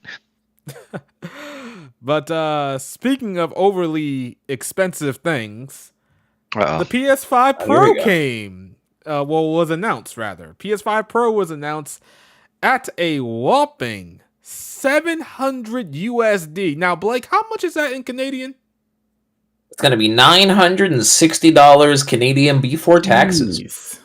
God damn, before taxes. That's a good probably Before. $1,000 right there. Racks on racks, free Canadian. It is going to be $1,059.49 with the Nova Scotia tax. Oh yeah. That's without the disc drive. If you want the disc drive, you got to add on another $100 with taxes, $115, bringing that up to a grand total of like $1185, give or take. Go ahead, Almost- add the stand too while you're at it. So pay rent or PS5 Pro got it. So for the PS5 Pro, just in general, do we feel at this price point and what we're getting is gonna be worth it? Hell no. Nah. No, it's gonna be Dutchin. God damn. So like, yeah, they had a whole showcase and they were showing comparisons between games, and I was watching that showcase and I was just like, I don't see a difference between what Mark Cerny, I think that's his name, was saying. Like, oh, we have more details added to the PS5 Pro. It's going to be one of the best things. Hold on, wait. What's that voice? Wait, Mark Cerny voice is wild. bro. Hey, yo, what's Mark Cerny doing on the weekend? I just want to know. Fuck. But yeah, did anybody see the differences or like see that the PS5 Pro was gonna be worth it? Barely. It's crazy. I It's also crazy checked out because- Digital Foundry's thing where like they showed FF7 and the differences. I'm like, while you're playing this, are you really even gonna notice this? Like, are you really willing to spend upwards to $1,000 for like slightly cleaner backgrounds? Like, really? You I never graphic once nuts. I never Shadow. once thought that like 7 Rebirth was ugly, and everyone all of a sudden is like, "Yeah, those faces are blurry. 7 Remake is so ugly," and I was like, I never thought that, and I don't agree with that. Dude, fucking edgelord. I swear to God. I swear to God. Some people just want to hear themselves bitch. That's my opinion on that. You know? I'm like, what do you mean? Final Fantasy Rebirth like looks great. You know, on PS5, just regular whatever. Looks great. And now that there's a Pro, suddenly now everybody realizes like, oh my God, yeah, that little flower petal in the back, it's not very crisp. You know? Fuck off. Like, whatever, bro. But I will say, while I was playing Rebirth, it did look blurry playing in performance mode. So It's a good difference between fidelity and performance compared to like most Sony games. They're like Spider-Man and Ratchet are pretty good on performance, but a few handful of third-party games like Rebirth, you can tell. But is that really worth $700 for a few games? You know? I find it funny According that to a lot of people, yeah. I find it funny that the feed was like $700 for a PlayStation 5 Pro. That's fucking bullshit. And then the fucking special edition classic PlayStation comes out, and everyone's on this feed twerking. Oh, let's go! I'll be there, no matter what. So yeah, just like Riku said, everybody was saying that the PS5 Pro price point was insane. $700 is too much for what we're getting. Not worth it. But then all of a sudden, the PS5 Pro 30th anniversary that looks like a PS1 skin comes out, and now everybody has changed their mind completely. Everybody. Arcing they backs and twerking on the feed. Crazy. Do we know the price for that? We still don't know the price for that version. Do we? Still don't know the price. But they said if you want the console itself, you're gonna have to get it via a bundle. You can't get it separately. And if you get it via the bundle comes with the console. It comes with the stand. It comes with the controller dock, and it comes with a DualSense. Was it a DualSense Edge or a DualSense? DualSense Edge and a DualSense. DualSense Edge. That's $200 right there. That shit's about to be $1,500. And the disc drive. So the console, the PlayStation 5 Pro with the disc drive itself, you're already pushing $1,000. All that extra stuff we just talked. The DualSense Edge itself costs another $200, right? It's like, yeah, and we're not even going to talk about all of that. With the, I don't think the Portal is a part. I think the Portal is the only thing that's not a part of that bundle. But you're already passing $1,000 USD. So wait a minute, Riku. I just want to confirm that you can only get this via a bundle. The console, yes, you can get. As far as I heard, you can get everything separately except for the console itself. If you want the console, you're gonna have to get it via a bundle. That's still ridiculous. That is still ridiculous. How many are they making? Like 13,000? I think it's supposed to be like 12,000 or something like that. It was like 12,300 or something like that. Which It's like, when not a lot. They got like the release date of PS1. That was the price, like 1996 or some shit like that. Scalpers are rubbing their hands. This thing for like 10K. Yeah. Oh my God. Which is wild because it's like, okay, if you only want the console, it's like, okay, the reason you only want the console is because it has this design, right? So everyone's like, why won't you just sell the cover? You know how you can take the little cover sides off? Why don't you just sell those? Because they'll make less money. Maybe. Well, of course, right. At that point, it's like you remember before it was like I feel like it was like 8-9 months ago. There was a company making custom covers. Yeah, and then Sony like sued them into oblivion or something. Wild. I feel like that. I feel like they probably had something like this planned, and if they just let those guys run around and do whatever they want, then when this came out and they're like, nope, you can't get the covers sold separately, that company would have been like, hey guys, we made our version of the 30th anniversary cover. You can get it here. And then they did the same thing for the Spider-Man panels. Yeah.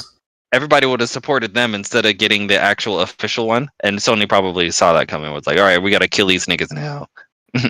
And they did. Unlike, Nintendo waiting for them to blow up and then killing them, which either way, it's dirty. Yeah, I for one, like that's crazy how you can only get it from the bundle. That's insane. Because I was kind of like doing some math in my head, maybe with some money, playing around with some money. It's like, can I get this? Let me see if I can probably get this. Now it's just like, no, we're not getting this anymore. This is absolutely ridiculous. I will get the controller, however, probably. The controller looks amazing.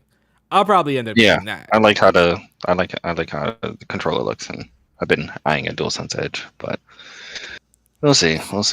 So is it like, oh, we can price anything we want if it's in a skin that people will want, and then people will pay for it no matter what? Because we've seen that a couple of times with the Switch having different limited editions, like a Zelda limited edition, like a Pokemon thing, or a different color, and people will still buy it. So Sony is just playing the same move that Nintendo did. Switch is just prettier though. The Joy-Cons, they're just fun to look at. I was gonna say, didn't Lady Public the new cave getting some sort of Switch related thing? Because I'll have you know that I did. I feel like there this entire episode there's this consistent consistency of visual appeal will get people to buy something that they weren't interested in prior. Whether it's a character design, that's so or crazy. A console changing its color just slightly, people's opinion will change based off of visual appeal alone, or mainly. So well, look, because I looked at the the Pro, the gray one, I was like, wow, that does look gorgeous. Still not buying it though. The controller, I was like, I see I think the thing I like about the controller the most is the fact that if you look at your PlayStation 5 controllers, the face shape buttons don't have their iconic colors behind it. Like your square isn't pink, your triangle isn't green, your circle isn't red, your X isn't blue. It's just all, one unified white color, and it just felt like it pulled the soul out of the PlayStation. I don't know, for me. I always found out weird, and I kind of accepted that we won't see that again. So when I saw custom controllers bringing it back, I was like, man, I feel like we're never going to see this again. So the fact that this came out and it did have that in there, I feel like that, once again, visual appeal, that they kind of sold me with that. It's kind of why I want one, which is shallow, but hey, we're all shallow deep down. Yeah, I'm still crazy about that. How people were going crazy on the timeline, because my timeline was just filled with people. $700 too much. We're not getting that much power. You can build a PC for less, and then all of a sudden, a gray one comes out. That nostalgia. I can pay that easily. That's gonna be amazing. Oh my god, I can't wait. Man, how much is the controller? Which controller? Just the regular? The same price as the Astrobot controller. Which is I don't know what USD prices. Well, didn't they just raise it by like 80 now? Oh yeah, you're right. Yeah, they raised it by $5. Oh, it's 80 now. Was it 70, 75? It was 75. It was 75. So it's 80. What? Now. So they raised it twice? No, because originally it was 70, and then I saw it go to 75. So now it's 80. Wow. Remember when stuff used to drop in price? Yeah, those are the days. Yeah, you're right. It's because Sony's got no competition now. Wow. Shouldn't like the PS5 gone down in price, but it hasn't? Nope, not yet. At this point, the PlayStation 4 and the PlayStation 3, in its respective lifespans, did have at least 1 to 2 price drops at this point, because their Slims, when their Slims came out, their original versions did have price drops. So the PS5 Slim has been out for a while, and there has been no price drop. There's been a price bump. Is it bad? I didn't know the PS5 Slim existed till like last week. Lord. Jeez. I have never heard a single soul talk about it. I swear. You're not wrong. Yeah. I kind of had that same feeling too when I heard about it. Yeah, it kind of came and went. Yeah. That thing again. And Coming Well, it's and because the going. Slim just replaced the original 5. They don't make the original 5 anymore. It's just the Slims now. So, question. Like I said, people were going crazy about the $700 price point for the PS5 Pro. Do we think when it comes out, it will still be sold out? Initially, yeah. Wait. Are you talking Pro, about the the special normal- edition or the the- Pro? no, the Pro, normal the normal Pro. Pro. Yeah. I feel like there's enough enthusiasts for it to sell at a pace that will satisfy Sony. I think this year, this holiday, it will be hard to come by, but by next year, when the next couple batches, then if you want it, you can probably get it. I also think whatever they're going to showcase tomorrow may help in painting a picture of what the Pro sales might look like as well. But what can they possibly show tomorrow that aren't they just gonna show more games, and those games could be done on the Pro or the PS5? Like, what is the graphical jump gonna be that high, or is it gonna be or it's like you can only get this amount of graphical fidelity on PS5 Pro or something like that, and it's truly gonna be a huge difference? I think you can go either way when it comes to answering that question. I think it also depends on if Sony is telling future developers to slap some sort of pro incentive onto it when they advertise their game coming out. He was like, "Oh, get it on the PS5 Pro," and so it depends on if this state of play comes out tomorrow, and Sony told the guys who want to showcase their game, "Do you have anything planned for the Pro?" No, we'll get something planned for the Pro, and then you can get on here. And then when the state of play happens, they're like, on the Pro, blah blah blah, before the game comes out, just so that they can, because that's one thing you've been hearing people talk about when the Pro was announced. It's like, oh, cool, the Pro is coming out. I don't have any fucking thing to play on it. What's the point? So it's like, at the end of the day, it still comes down to what games are we looking forward to be playing on this $700 console that you're trying to shove down our throat. So it's like, I would assume that Sony, usually when Sony tries to push something, they try to push it on their developers before it comes out. It's going to be one big game to sell this, or a few? I think it's going to be a few games to at least try to advertise that they have something in plan for the Pro. I'll be surprised if something comes out tomorrow and we don't hear anything about Pro enhancements for upcoming games. But never say never. And I don't think Sony will be able to do this tomorrow, of course. I think it's still too early. But I think the main thing that they are going to use as a marketing point is play GTA 6 at 60 FPS. That's the one. It's not ready yet. That's the one. And there's no way that they show us GTA gameplay tomorrow. All right, at most they might be able to get away with some stills, but I still think it's too early for that because Rockstar doesn't even have a fucking release date for it yet. Could you imagine if it doesn't? That could be the game that could sell people on this $700 console. It's still not 60 frames. Talk about if it happens.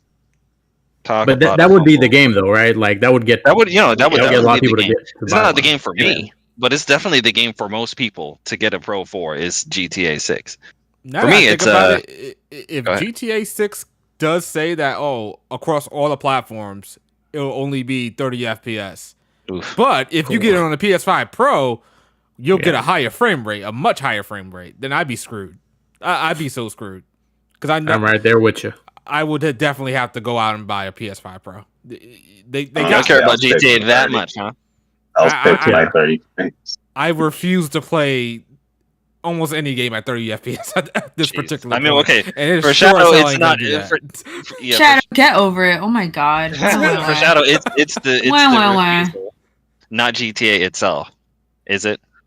Is it more so? It's because it's GTA, or it's because you have this ideology in your head? You see how Bao phrases it in high phrases? All right, write that down. Is that what you were thinking? You know what's crazy is I don't disagree with how Bao described it. Hey man, oh man, it's kind of a disorder. It's you got a disorder, crazy. Hey, do you, boo boo? I mean, I am interested in Dynasty Warriors Origins. That is looking very promising, but it also looks very graphically intensive. Dynasty Warriors games have always, been very intensive in regards to how many troops are on screen and frame rate issues. So I wouldn't be surprised if the base PlayStation 5, doesn't run it ideally, and the PlayStation 5 Pro does. So that is something for me that I'm interested in for a Pro. Everyone else's GTA point is there is a game that we want to move over to the Pro for, even if it's just one game. So Yeah, I think Sony's looking at that and being like, we just need one game to really prove why the Pro's existence and its price is worth it, and then we can get them on board. And for a lot of people, that's GTA. For me, it's Dynasty Warriors Origins. It's like there's a reason a game, certain games are called system sellers. There's a reason the word system seller even exists. Like one game can sell a whole system, and for a lot of people, and for a long time, it has been GTA. Yeah, I think that would be the end game for me. That it would suck for me, but I got a couple of credit cards and Lord? Couple credit cards. Shadow, what's the window? The PC window. If it's 1 year for GTA 6 on PC, would you wait? Or is that nope. Yeah, I gotta play no. GTA 6 day one. Day one. But he said that phone was too strong. That phone was like Broly dragging Goku across the fucking mountain. No way. He's there day one.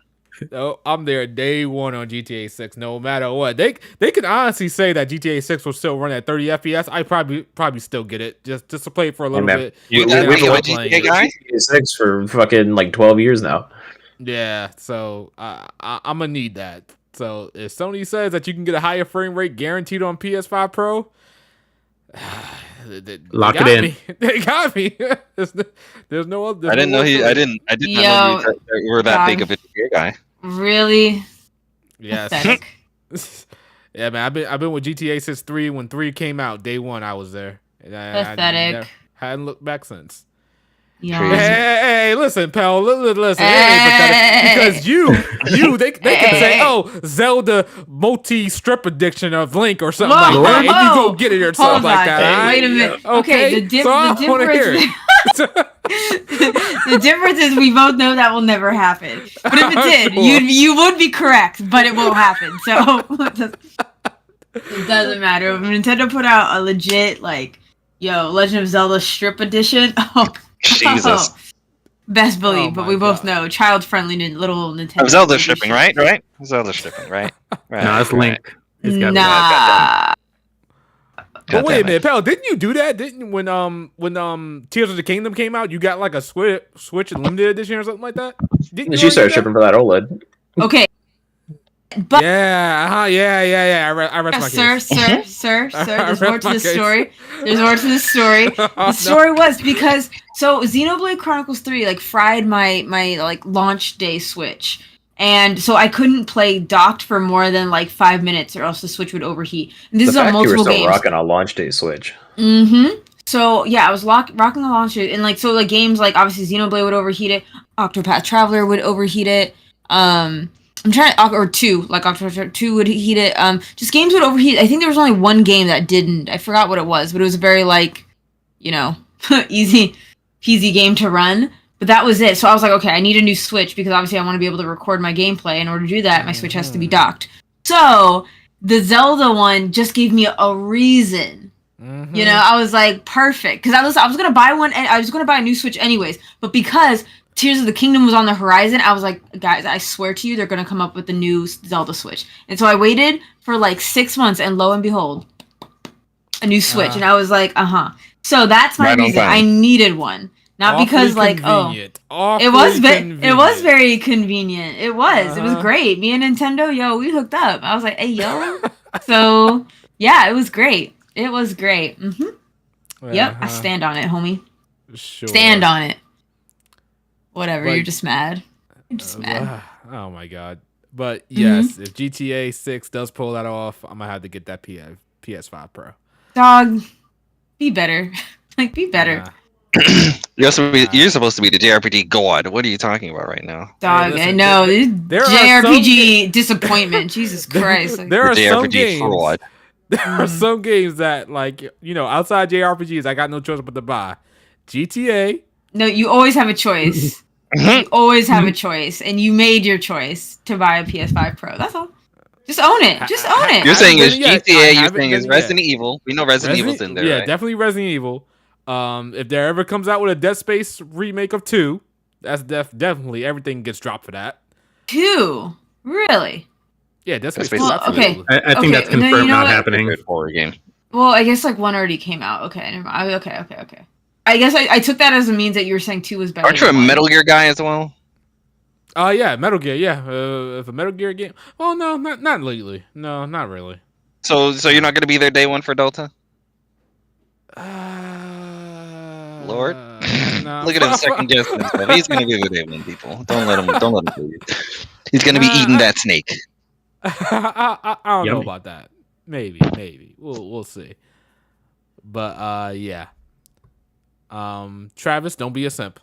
Please don't be a simp. And Crazy. Travis, do not be a simp. You're better than that, Travis. I know you are. Don't be like that. You know, you're buying the PS5 Pro for GTA 6, like, bro. That's a lot of people. Bro. Lady. To be fair, that's a lot of people, Lady Pelvic. No, I don't care about all these other people. I care about my homies. Okay. Jeez, you hear that, chat? Okay. I care about my homies, but like, fucking. She's saying that you're special. She doesn't want to see you go down. Like this path. I expected better. You know. That's crazy. Listen, No, Travis, man. thank you. I appreciate it. Also throw that out there. Speaking of appreciate, we got a super chat from Night Fury that we appreciate. $2 super chat saying, "What do you think of the new Yakuza pirate game, bro? That got announced like on Twitter overnight, and I heard nothing about it till like a day and a half after. And I'm seeing gameplay. That shit looks funny and hilarious as fuck. I'm down. Is that the one with the air combos? Yeah, Yep. It looks pretty dope. Yeah, I'm sold on the. I was sold on the air combos. I'm gonna stick to the turn-based Yakuza games. Thank you very much. But skill issue. I want to check this one out, but I'm a little behind. I'm so behind on Yakuza. It's not even funny. I'm still on Yakuza 4, so I'll get there one day. Hey, Nope, man, I'm catch already up on like my journey. My Trails journey. That's it. One journey at a time. Hey, just catch up to Yakuza like I did, Devil. Just start with Like a Dragon, and you'll be set. Huh? How does the Yakuza how does the Yakuza fan base feel about people like you? I'm sure they hate my guts. I'm sure they do. But Like I'm people very starting with Daybreak, pretty much. Yeah, like do they look at you the same way Trails fans look at people starting from Daybreak and Cold Steel like 3 and shit? It's like, oh, you're one of those. What I've seen, What's wrong they with Daybreak? they do not. But What's wrong with starting with Daybreak? It's not a good starting point. Perfect, do it. Don't- Go ahead. don't No, do but the it. developer Boot it said up. so it must No, be true. Man, No, oh the The man. lady Kondo Man, said oh, Cold man. Steel 3 was a good starting point. Wow. What? Which one? No, Or maybe yeah. Lisa said it. I heard they- Trails. Yeah, I heard Cold Steel 3 was also acceptable. Because Oh, brother. it's 1, 2, and then 3, 4. So yeah. Absolutely Oh not. my god. No, it's clearly the developers would never lie to get my money. Poor Man, oh, man. Absolutely not. Absolutely not. That'd be ridiculous, guys. So the Yakuza fans, they don't really care. It seems. No. I don't know. I haven't run into that many not Yakuza as fans, much. No. so I don't know. Interesting. Okay. See, the moment Kiryu showed back up, I knew I can't just start with, like a dragon. Spoiler. But our resident He's in the fucking cover. Our resident Good. gamer that some of you might know, his name is Broken Games HD. He brought up a point about the Yakuza games. Like, are they being milked at this point? Because it seems like one Yakuza game, whether it be a re-release, a remaster, or a new game, is just coming out every single year. it's Does it, funny you mention that because the director recently did an interview answering that exact same question. And his response was that he finds it weird that other devs don't reuse a bunch of assets to pump out games. I think it depends. I think it does Yakuza have an overarching story where they're trying to take Yes. this entire thing? Okay. I'm Well, Technically, if that is the case, then I don't think that they're milking anything. They're just continuing down the path that they have set.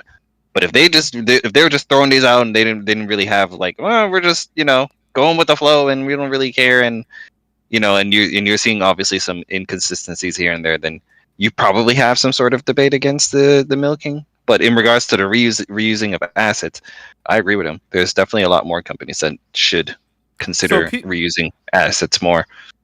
So wait a minute. People don't get upset that all these Yakuza games come out, these remasters, and I think this pirate game, which I'm pretty sure, I'm not sure if it has to do with the mainline Yakuza game. It feels like it's more of a spinoff. Somebody correct me in the chat if I'm wrong. So it's a spinoff. So just like Yakuza Dead Souls was the same thing as a spinoff.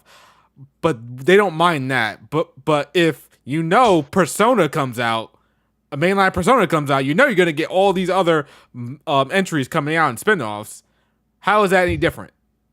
Because people want mainline Persona and maybe one or two spin-offs. They don't want everything but the kitchen sink. People just get tired of it at that point.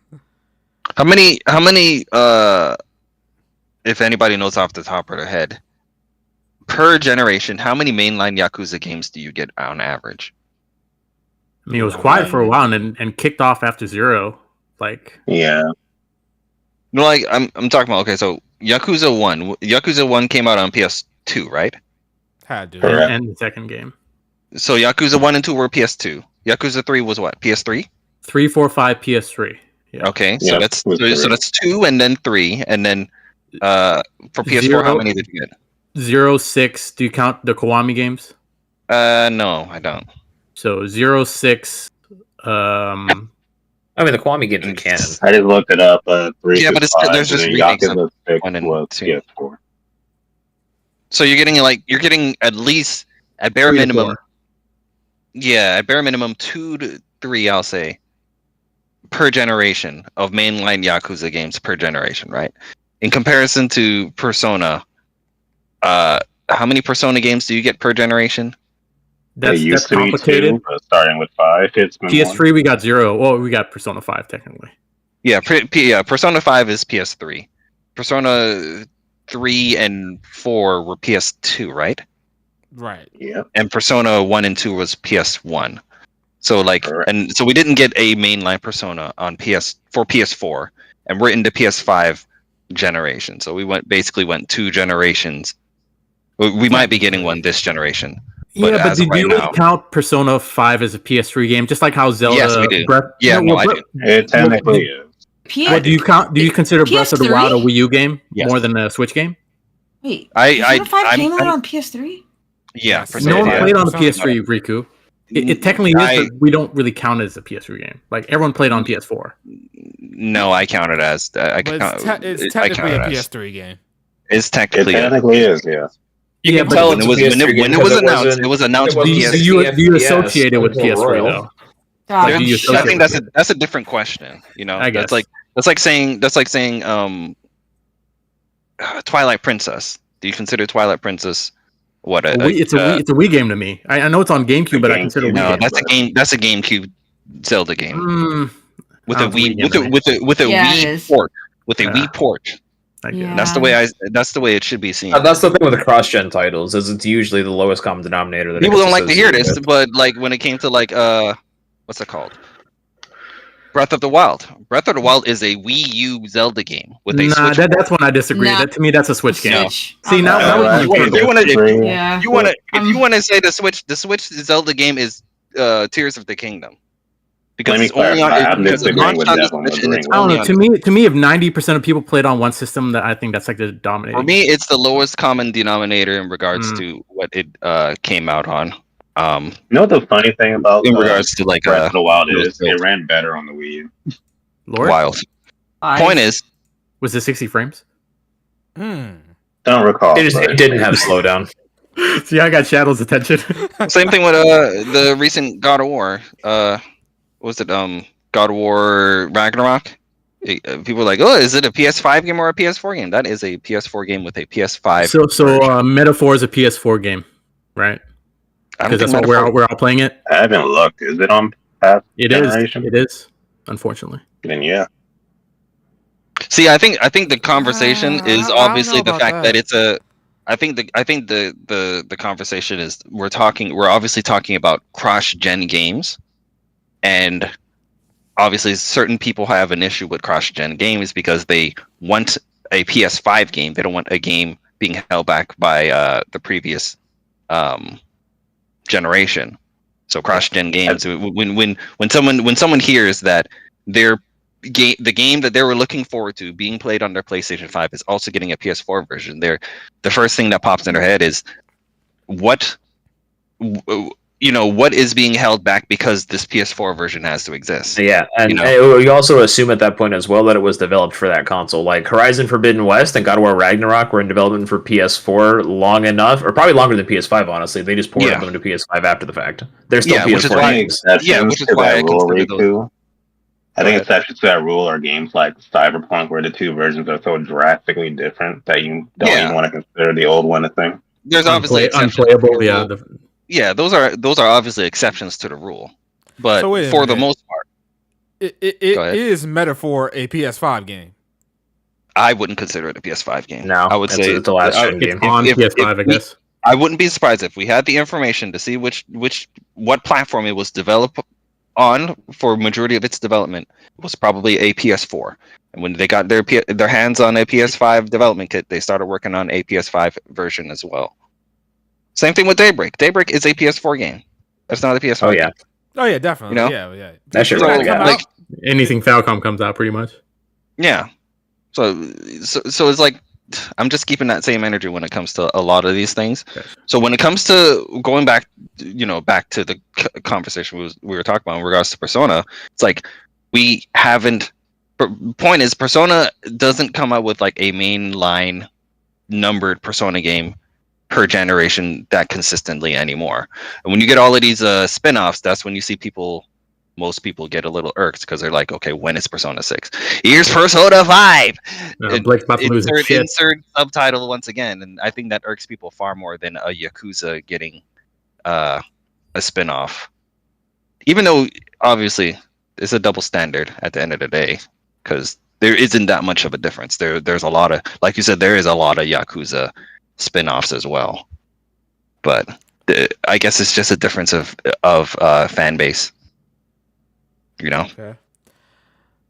All right, let's move on. I think we went to Yakuza there, but that was because of the super chat. Let's just talk about it real quick. Trail series has sold 8.5 million since its inception back in 2004. So 8.5 million. Of course, I don't know how many games. Is that a good thing, people? Counting? Is it I counting think for Falcom, before Sky or starting with Sky? Starting with Sky. They're saying, they're not saying Legionnaires. They're just saying Trails. But I think for Falcom, they're happy because I think didn't we get a sales news report like 6 months ago? And it was like a million less. So it seems like the pace in the pace they're selling is picking up, and I'm assuming that they're happy about that. So at the end of the day, it seems like regardless of what we think, I was like, oh yeah, you're fucking 14 installments in and you can't even pass 10 million. That might look bad from the outside, but like this is Falcom, and we don't know. Actually, we do know their expectations. They're not nearly as high as like other companies we've talked about earlier, where you could sell a ridiculous amount. They'll still be like, yeah, you could have sold better though. It's like, this is a difference of companies. So for them, I would assume that they're happy about this. So good for them. And that's about all I'll say about that, since we want to keep it short for that. Okay.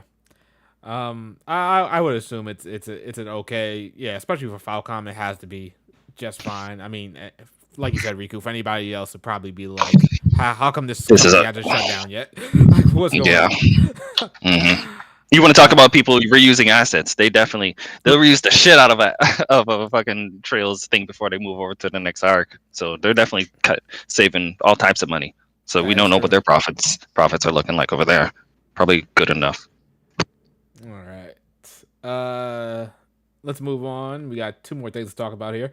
Has anyone played the Romancing Saga demo? Came up a couple of days I think it's ago. just you and Lady Pelvic. The cool kids.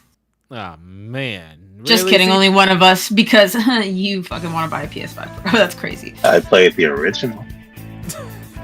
So what's keeping you from trying out the demo here, Bao? What's going on?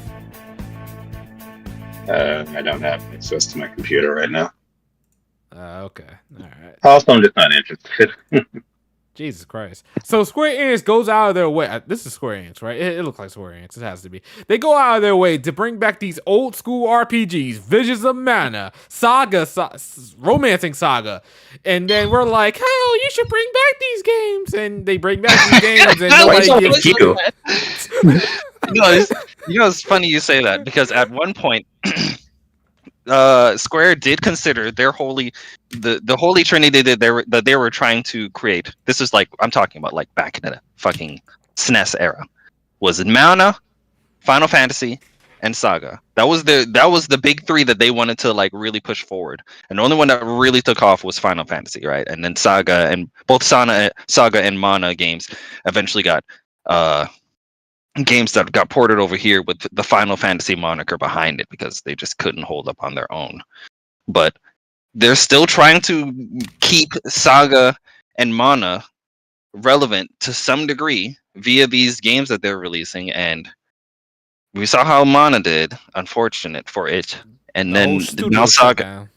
Yeah, and now this Saga, because these guys, man, they want to suck off Romancing Saga 2 in particular. I think this is the either third or second remake this game has gotten for Romancing Saga 2. It got ported to Steam like a couple years back, I think. Like the yeah, but it also version. got the version that came out on the Vita. That was like a remake of the SNES game. So this isn't the first remake of Romancing Saga 2 in particular. So it's like someone over there really likes Romancing Saga 2 in particular. This is like for Saga fans. It's either this or Saga Frontier as their like Final Fantasy 7 of Saga games, and they're really trying to push it, giving it this 3D remake. Which, Lady Public, you said you liked it, right? Or I do. It was not bad? I do. Yeah, actually. Yeah, well, I think because one, I'm reaching this point where I think modern gaming is becoming more and more washed. So, and while yes, this has now been brought to like I guess the modern era, if you would say, quality of life, blah blah blah blah blah. But like, I think it has something that I just feel like modern gaming is missing, and that's just creativity.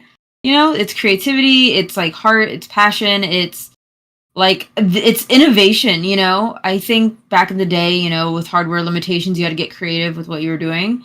And I really, really like the inheritance system. Essentially, like what I've learned is you're supposed to die in this game. And then when like you have X amount of LP, which is like life points. And then if you like run out of life points, then that person dies, but someone else can inherit that person's like powers. So like kind of like the skills that they've learned with like certain weapons and stuff like that, it kind of passes on to like the next person. And I'm like, yo, it's kind of cool to be like on this like grand epic adventure. And like not everyone is supposed to make it. And this affects like what quests open up to you, what quests don't open up to you, what quests like close because this character died. Like I'm just like, and it's like a tough game. The demo was fucking tough, man.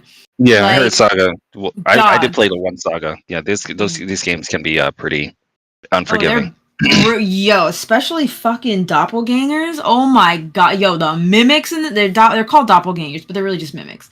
Like I have PTSD because of this game. Of like I'm scared of treasure chests. Like no shit. Like this game is fucking like terrifying when it comes.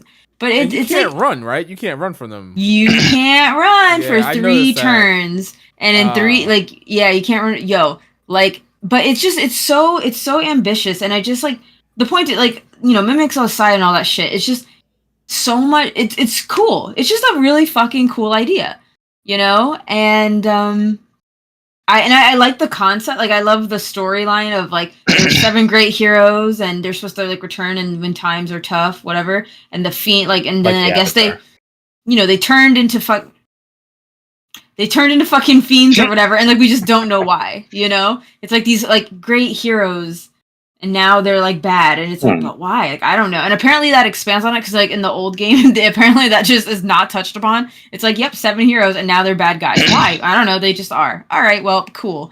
So I'm excited for like people who are new, or I'm sorry, who have played the original to like maybe get expanded upon stories and stuff like that. So I want to touch sort of related. For Riku, actually. Has Brandon Sanderson talked about Romancing Saga? Like, is he a fan? Wait, who? Brandon Sanderson. No, he isn't. He hasn't never mentioned Saga. Okay, ever. I asked that because when Pelvic was talking about the story, it reminded me There's some very similar story beats to the Stormlight. what's it called books. Yeah, Stormlight books. Anyways, go on. Interesting. That was just interesting. To me. Interesting. I've always been interested in Saga. Doing research on Saga back when I was playing Saga 1 on my Switch. The creator behind Saga, Aki Toshi, he's the person that was the main designer behind Final Fantasy 2 in particular. That was like that was the back in the day, that was the Final Fantasy entry that the Square was like, all right, buddy, it's your time to shine. Let's see what you can do. And he was like, I got so many creative ideas. Watch this. And you if you've played Final Fantasy 2, you know how unique Final Fantasy 2 can be in regards to punching yourself to level up and whatnot. That didn't really work out, and obviously Square kind of scrapped that and moved on to classes in Final Fantasy 3, and they told the guy, you're never gonna be in charge of a Final Fantasy game moving forward ever again. And he's like, geez, all right, well, I still have a lot of ideas, and he went off and made Saga, when he kind of like expanded on a lot of the wacky ideas he had in Final Fantasy 2, and you can see that in Saga. Is that Akitoshi you said? Akitoshi Kawazu. Kawazu? Okay. So yes. he let me see. I was looking at something. Okay. Yeah, no, he definitely Saga has like the Final Fantasy 2. And personally, I don't hate that. I know a lot of people do. Maybe like Final Fantasy 2, it was janky. You know, it's his first game he directed. Or I don't know if it was his first game he directed. But, you know, like maybe first time that concept was put into practice. Like, hey, if you take damage, your HP goes up, your defense goes up, you know, stuff like that. Like, I actually think that's a cool thing in like theory, right? Because I mean, anything that you practice, you get good at, right? Like you use a sword, you get type of, yeah. So I like it, and I think like maybe it was made like too harsh or unbalanced in Final Fantasy 2. I don't know, I didn't play it, but I will say in Saga, no, it does feel like really good. Like it does, like I'm like, oh yeah, I'm using a fucking sword, I'm using a short sword, I'm using a great sword, you know, switching out stuff, and like I don't know, I like it. And then seeing like what skills you will unlock, because it's called glimmering, you know, so when you glimmer, you learn to do attack. And no, I really like it. They have formations, and you can learn different formations. So like anyone who's in the front, obviously they're targeted more. Anyone in the back, they're less likely to be targeted. Stuff like that. And I'm like, yo, this okay. This pops off. I like the Saga series. Or well, I'm not gonna say the series, but I've enjoyed the demo that I've played. And they probably were like, we gotta find the main Saga games to really introduce people to Saga. Which one would that be? And then I guess they were like, it's Romancing Saga 2. It's got to be this one to sell people. So it seemed like it worked for Lady Pelvic. Akitoshi has. So wait, go ahead. Pal, is this a day one? Oh God, this is not a day one. This is insane. Crazy. She said all of that stuff. Is it day one? Chirp. Oh my God. She might wait for it. Let's just say she might wait for it. Square Enix needs you to buy this game as soon as it comes out. You're interested in it. The demo sold you, but didn't in her sell defense, she you did day say one. fight the FOMO, so you can't, go everything day one. So I mean, but that isn't that the point of a demo? The point of a demo is to try and sell you. No, okay, but no. Listen, down the line, eventually. Not day one sell you. Yeah, because didn't Final Fantasy 16 day one sell you? Interesting. Oh my God! Hold on, did it? Wait! No! Square gave it to me. That's what it was. I was like, trying to think. I was like, did Square give it to me? I thought you played it. I could have swore you said you played the demo for Final Fantasy 16. Yeah, she did. Yeah. I did. I did play the demo. No, I definitely played the demo. Yes, that's true. You're just saying you didn't use your money to get it. Yeah, you didn't use your money, but you would have if you didn't get the code. So technically, it did sell you day one. Sure, if that would help you sleep at night. You know what? Yeah. I don't know if I would. No, yeah, it's your queen. Unbelievable. No, I don't know if I would have day one. Man, oh man. Here's also Shadow. I'm so sorry. Wait. Shadow, is this your gameplay of Saga? I'm watching you, and you're just like ducking and dodging all these enemies. Like dog. He's trying to survive. Dude, he really is. He was like, yo, wait, did you just All right, I'm gonna save Shadow from his gameplay by stating we had a super chat a while ago. Y'all just never shut up. We got a super chat from Ricardo Belmont with a $5 super chat saying, "Yakuza satisfies my old man needs for gambling, beating up gangsters, and helping young folks with their problems." That's very specific, but happy for you. That's heartwarming. Goddamn. I'm glad. I mean, that's what Yakuza is all about. Yeah, pretty much. We enjoy it for that. But Yeah. pal, what were you saying about my gameplay? What did I do Doc, wrong? I was Yo, trying to save first you, of all, Shadow. you- Let it go.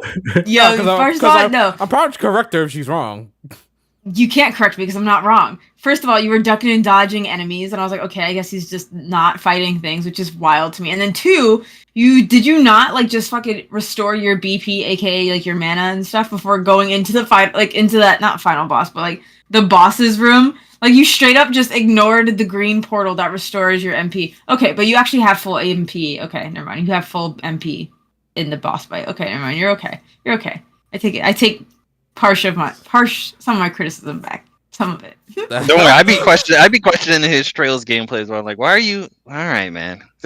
Yeah, no. But going back to Saga, so like Yeah. like Shadow was saying, like it Saga has been around for Wait a a minute, very, what was I very doing long in Trails? Oh my gosh. Oh brother, but this is like fucking episodes ago when you still weren't sold on the action gameplay and you were just doing some goofy stuff in regards to action. Like okay, never mind. you were running up to enemies and going straight into turn based. And I was like, you're not even trying. I had to play it more to understand what was going on. But okay. Anyway, So Saga, so like Shadow was saying, like Saga is here. It's got its demo. Square is trying to get people to like notice the game, because they tried with like I said, Final Fantasy, Mana, and Saga were at one point was trying to be their big three, but it didn't work out. But that doesn't change the fact that Mana and Saga are still alive and kicking, regardless of whatever the hell their sales were for their previous games, leading up to whatever their most recent games are. And I'm honestly surprised they have lasted this long. Some people there's like a joke in the community, like Akitoshi. It's like these Saga games don't sell, and Square will go out of their way to like cancel or destroy, certain franchises that don't meet their expectations. Yet Saga is still here all this time because this is a SNES franchise, or is it NES? No, I think it's no. It started on Game. Did it start on Game Boy? It's mad fucking old. That's the point. But it's still here, alive and kicking. And it was like, does Akitoshi have something on somebody over there at Square? Because like, what? Why? How the fuck is this? You want to talk about franchises that how is it still going? Apparently that's Saga, because these games are like mad cult class. Cult. Like you got to be really. It's definitely meant for like a very specific type of person. Because like people have said already, these games are brutal. They are very unorthodox, and they're not meant for like your average, not even just your average JRPG player. Didn't Taylor come out with a video talking about basically most of these Saga games aren't even that good? He came out with a video basically destroying the entire franchise. I know that like back in the day when I was looking for JRPGs to play for like when I was getting into it, people told me to stay the hell away from Saga because they were just trash. And I was just like, okay, I guess I'll stay away from Saga. I either hear they're trash or they're just so unorthodox that they will just destroy you by how different they are. So it's like, I'm not sure how that's gonna I mean, Lady Pelvic seems to like what she played, so like maybe they did something with this most recent remake that the previous versions didn't have to I guess ease people into whatever the hell these Saga games are about. They did new stuff like the ley line I think is new. I know the chain attacks are new. That's brand. So like things to like spice it up, and I think things to like make it a little like you have more on your side, but I still wouldn't like sleep on Saga because again, like these fucking devil treasure chests. I'm telling you, these fuckers are out here. And also like watching Shadow's gameplay, my heart is so like warm right now seeing like him getting his ass beat. I was like, okay, cool. I think you're supposed to get your ass beat. Yeah, okay. yeah. Like yeah. I also heard Romancing Saga 3 is another one that people like respect highly. Some people even preferred over Romancing Saga 2, even though Romancing Saga 2 is the most popular one outside of Saga Frontier. So it's like, I wonder if we will see a Romancing Saga 3 remake after this, because those are like the two main ones that people always talk about when you talk about Saga. Romancing Saga 2 and 3. So it's like, if they were going to remake any of them, it seems like it would be 2 and 3. So I wouldn't be surprised if 3 got one, regardless of whatever the sales these are, because like I said, it doesn't seem like Square is holding Saga the to hell any just sort of like joined? standard. It's alright, All right. Glover. LP Guardian. All right, Wow. hold on. Before Is done LP playing Guardian Crunchyroll? goes crazy, Please? we got some super chats. Hold on. Blake, take it away. Like, take it away. He's muted. All right. Oh my God. All right, Shadow, do your own damn job. Be a host. You're the one getting the money. Oh, all right, fine. All right, we got a $5 super chat from JamCal X. You know what? I'm taking the bait. I'm gonna day one on what?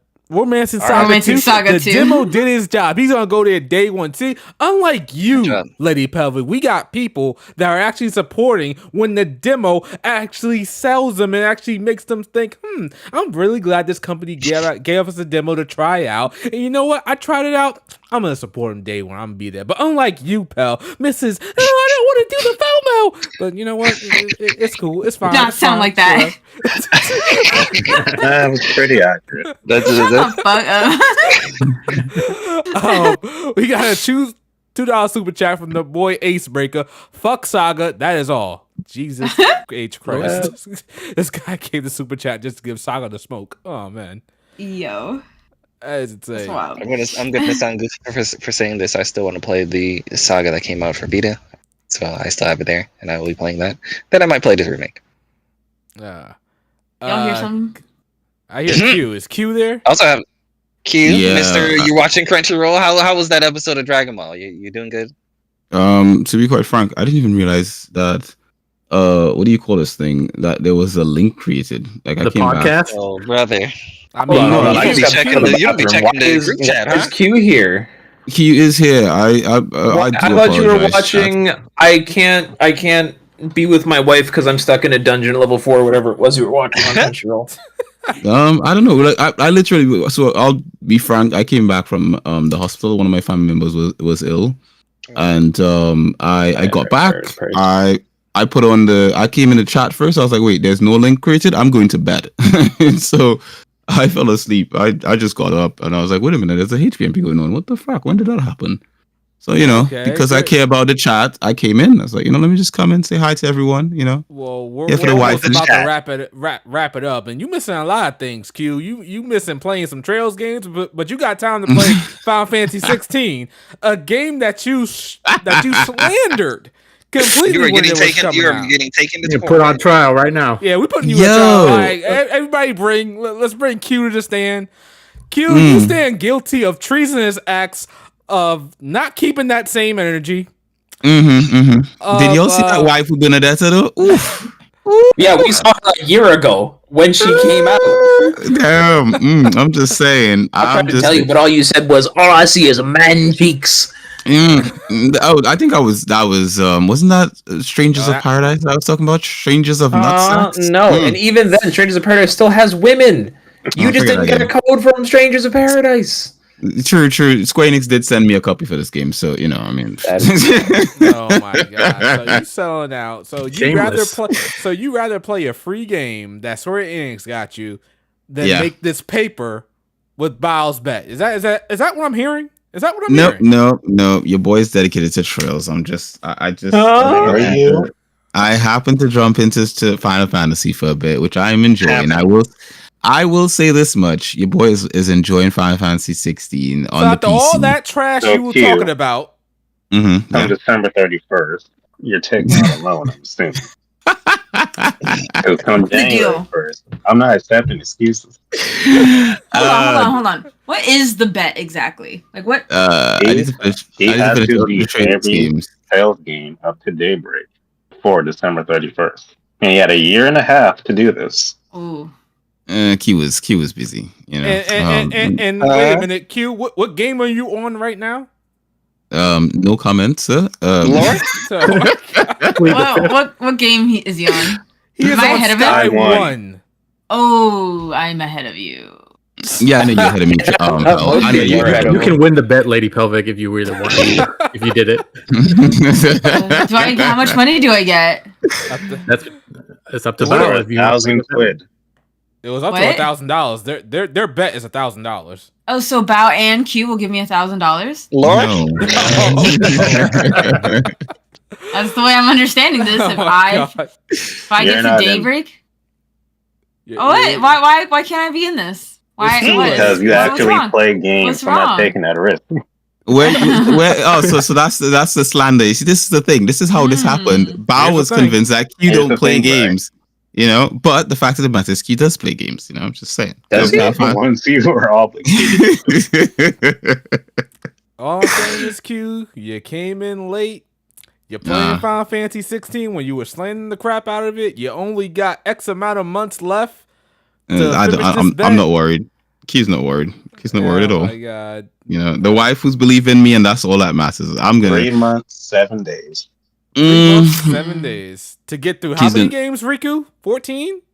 11. Dude, it's not all 14 crazy, but I mean he hasn't finished. What? No, he hasn't finished one.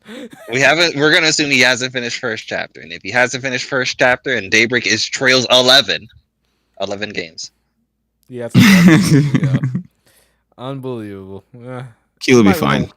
Oh yeah, and Nayusa's counts as well. We're not forgetting that. I'm not forgetting that. That does not count. I don't know why you guys keep saying that. It doesn't count. Nayusa counts. Yeah, Blake, we'll let him slide on that one, right, Blake? No, I'm not letting him fly on that. No. We never agreed to that one. Yes, we never agreed to that one. I never agreed to that. I agreed to the mainline games. That's not a mainline game. We don't know it that might yet. be eventually by the time. That's the least of your worries right now, Q. We might have to we might have to pull up the evidence, but I'm not counting. We're not counting Nayusa. We count the mainline games. I'm thinking from Sky, Cold Steel, the Crossbell games, Reverie, Daybreak. We're not counting that. We're not counting Nayusa. I think we need to at this point. Let's just you know what? If we have to cross that bridge when we get to it, let's say he gets to Cold Steel 1, and then I've finished Cold Steel 1 already. Does he get a pass on that? He already played. I've played Cold Steel 1 already. I literally just have to run through. I did about. I think if I check my save data, I probably have about maybe like half of 2 to do, and then. You know, I've actually played the game. Wait. He started at Cold Steel 1? I started at Cold Steel 1, yeah. How come it's okay for him to start at Cold Steel 1, but when I did not know. I did not know that's the problem. I found out about Sky after it was Riku who told me, Q, you started at 1, you need to go back. And I started with Cold Steel 1. Yeah, it was like when Cold Steel 1 came out, I got the game and I was like, this game is pretty chill. And then I found out there was other games before it. Didn't know about the other games. It was a surprise, but a good surprise. Okay. It is what it is. You know. All right, we'll go back to the tapes when he completes at least the Sky trilogy. At least this husband of dreams is gonna be fine. He's not worried about anything. Right. You know, it's all good. Nobody has faith in you, bro. I'm sorry. I know. No one has told him how long some of these games get. I've played Sky. I know how long these games get. It's alright. Sky first chapter is the shortest. No, I've played Cold Steel. I know those games can be long. They're enjoyable. It's fine. Don't worry about it. Oh, brother. He doesn't know how long Cold Steel 4 is. And 3, 4, and Reverie. Cold Steel 4. How long is Cold Steel 4? Like 70 hours minimum. 80 plus. 98 hours for me. Like we're talking like Persona 5 length. Perfectly fine. That's sigh of defeat, though. Perfectly fine. What'd you say? That's sigh of defeat. Alright, so Fine. So Q's crazy situation aside, real quick, we got the latest update that probably one of my games of the year, Unicorn Overlord, has sold over 1 million units. Really? That's one of your favorite games of the year? Yeah, Game's great. It's favorite games of all time now, right? Honestly, I'd be surprised if it didn't. But he loves you. I'm glad it did, honestly. But oh yeah, as soon as you get to that. Wow. So yeah. Why Unicorn Overlord, Shadow? This doesn't seem like your kind of thing. It's a damn good game. I played that game. Are you kidding? You seen the girls in there? I love Shadow Valley. Well, I mean, that makes sense. It literally is not even that. It's literally not even that. You know that's literally what I'm looking for. I'm looking for some big titty waifus, and that's the only reason I Dragon Crown Shadow. You guys have to say Vanillaware? Yeah. I play all Vanillaware games. This looks Vanillaware, but it is Vanillaware. these characters look fully armored up and stuff. This don't look like Shadow's thing. Exactly. There's not that many in the game. Like, come on. Did you slip and fall into this game or something by accident? Actually, I might have, but like when I was playing it, I haven't gotten that feeling in such a long time where I just want to wake up and play a game. And that was me. I couldn't wait to wake up in the morning to play. I couldn't wait. You want to set an alarm to play it early? I get you. That's me in Final Fantasy 16 right now. Oh my gosh! All the slander that you were giving that game, anyway. Yeah, Unicorn Overlord. Changes of Paradise though. Definitely at the top of my list when it comes to most underrated RPGs out there now. Because that game came and went, and nobody put the respect on that game that it should have gotten. It just came and went, like most games. Yeah, like you said, unfortunately. Worse than Fire Emblem Engage. I don't disagree. Wait, what does he mean by that, chat? Still haven't played it. that Engage just came and went like in like weeks, not even. Probably less than. Engage though, but Engage actually feels like it just vanished. Yeah, like that's especially in comparison to Three Houses. It dumped all of its DLC out in like 3 months of it or 2 months of it coming out. People talk about Three Houses still. Like Engage only gets brought up to be like, oh yeah, remember when it came and went? But no one actually no one I've heard anyway actually like discusses Engage. It's just Engage is literally just a punching bag, as far as I'm aware. Yeah, I've seen the opposite because there's a war between Three Houses fans and Engage fans, and it's still going on. It must be within the the Fire Emblem community, not the Final Fantasy community. The Fire Emblem community in general, but just the JRPG scene. Can't you just like both? I mean, apparently you can't. Because apparently you got to choose a side and square up. All right. Wow. So, real quick, Ray Natis. I think that's the word. Renatus. Oh no! Q, you get a code. You get a code for that, Q. No, Q was. As I said, I had a family emergency. Your boy was busy. I've heard bad things though. But he was partying in his. Your boy was busy, but he's busy playing Final Fantasy 16. Okay. But yeah, this game came out and it got the GOAT Metacritic score of a 54. Jesus. Might be low. Like every game still stay hype, so. Which game? Man, oh man. Crazy. It's called Ray Natis. Yeah, Renatus. Yeah. Doesn't it have a collab with The World Ends With You? Yeah, it's America game. Yeah, it's in there. There's a World Ends With You cameo in there, so it's I heard it's a quest that lasts for maybe like an hour or something like that, and that's just like me for real. Yeah. But yeah, game came out. We all expected it to do bad. It's like the Monarch of this year. Wow. Shadow's favorite. Slander Monarch. Even though I got some good things to say about Monarch, but not enough to defend it. But anyway, yeah, it came out. It's I played the demo. I thought it was pretty okay. I think the battle system was just fine. I think the battle system was more faster, more responsive than Visions of Nana. But hey, that's just me. It's faster. Yeah, it's much faster. Yeah, it has a better concept because I do like the fact that like you change forms to attack, and then when you attack, you use up MP, and then to recover your MP, you got to go to a more defensive form and dodge an attack. That'll let you recover MP. And then when you dodge an attack, it gives you like a nice little QTE, and you get a nice little slowdown animation. It looks pretty cool. Plays out pretty smooth. And you go between that, fighting your foes. I thought that was a pretty interesting dynamic. But I can see it getting really old if that's all you're doing. But I have no intention to actually, play the game. So, did you guys know that this game was developed with Switch in mind, with the intention of pushing the Switch to its limit? Oh my god. They did say that, didn't they? They sure did. Top tier gaming, that's it. Had a whole booth at Anime Expo too. Nobody was playing it. I wonder why. That's wild. I think it was dead. You had more people at the Daybreak booth than they had at this. So.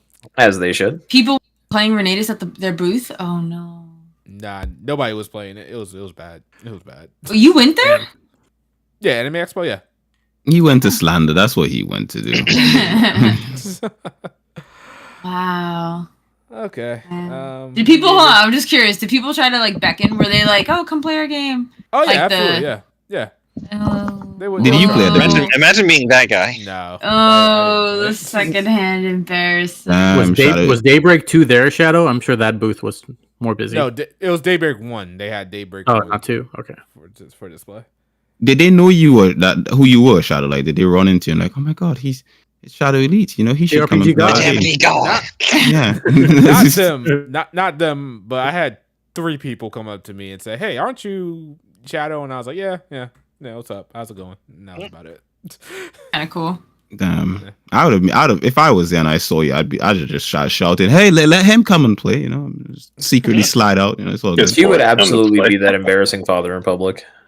To be honest, according to my chibis, I'm the cool one, so it's all good. Don't worry about it. That's Lex cute. is the embarrassing one. I'm the cool one. I can see that now. Be the cool one when he takes your money. Lord? Yeah. Jeez. You Taking their gotta be Christmas money, about insane. Taking their college fund. See, that's the rip money. That's gonna be the rip money for that month. You ain't gonna be able to pay. He's gonna be fine. Don't worry about it. All right, that's all topics I got. Anybody got anything else? Or are we wrapping this up? Real quick, I forgot to mention with Concord, just how the gaming industry was glazing this game, IGN in particular.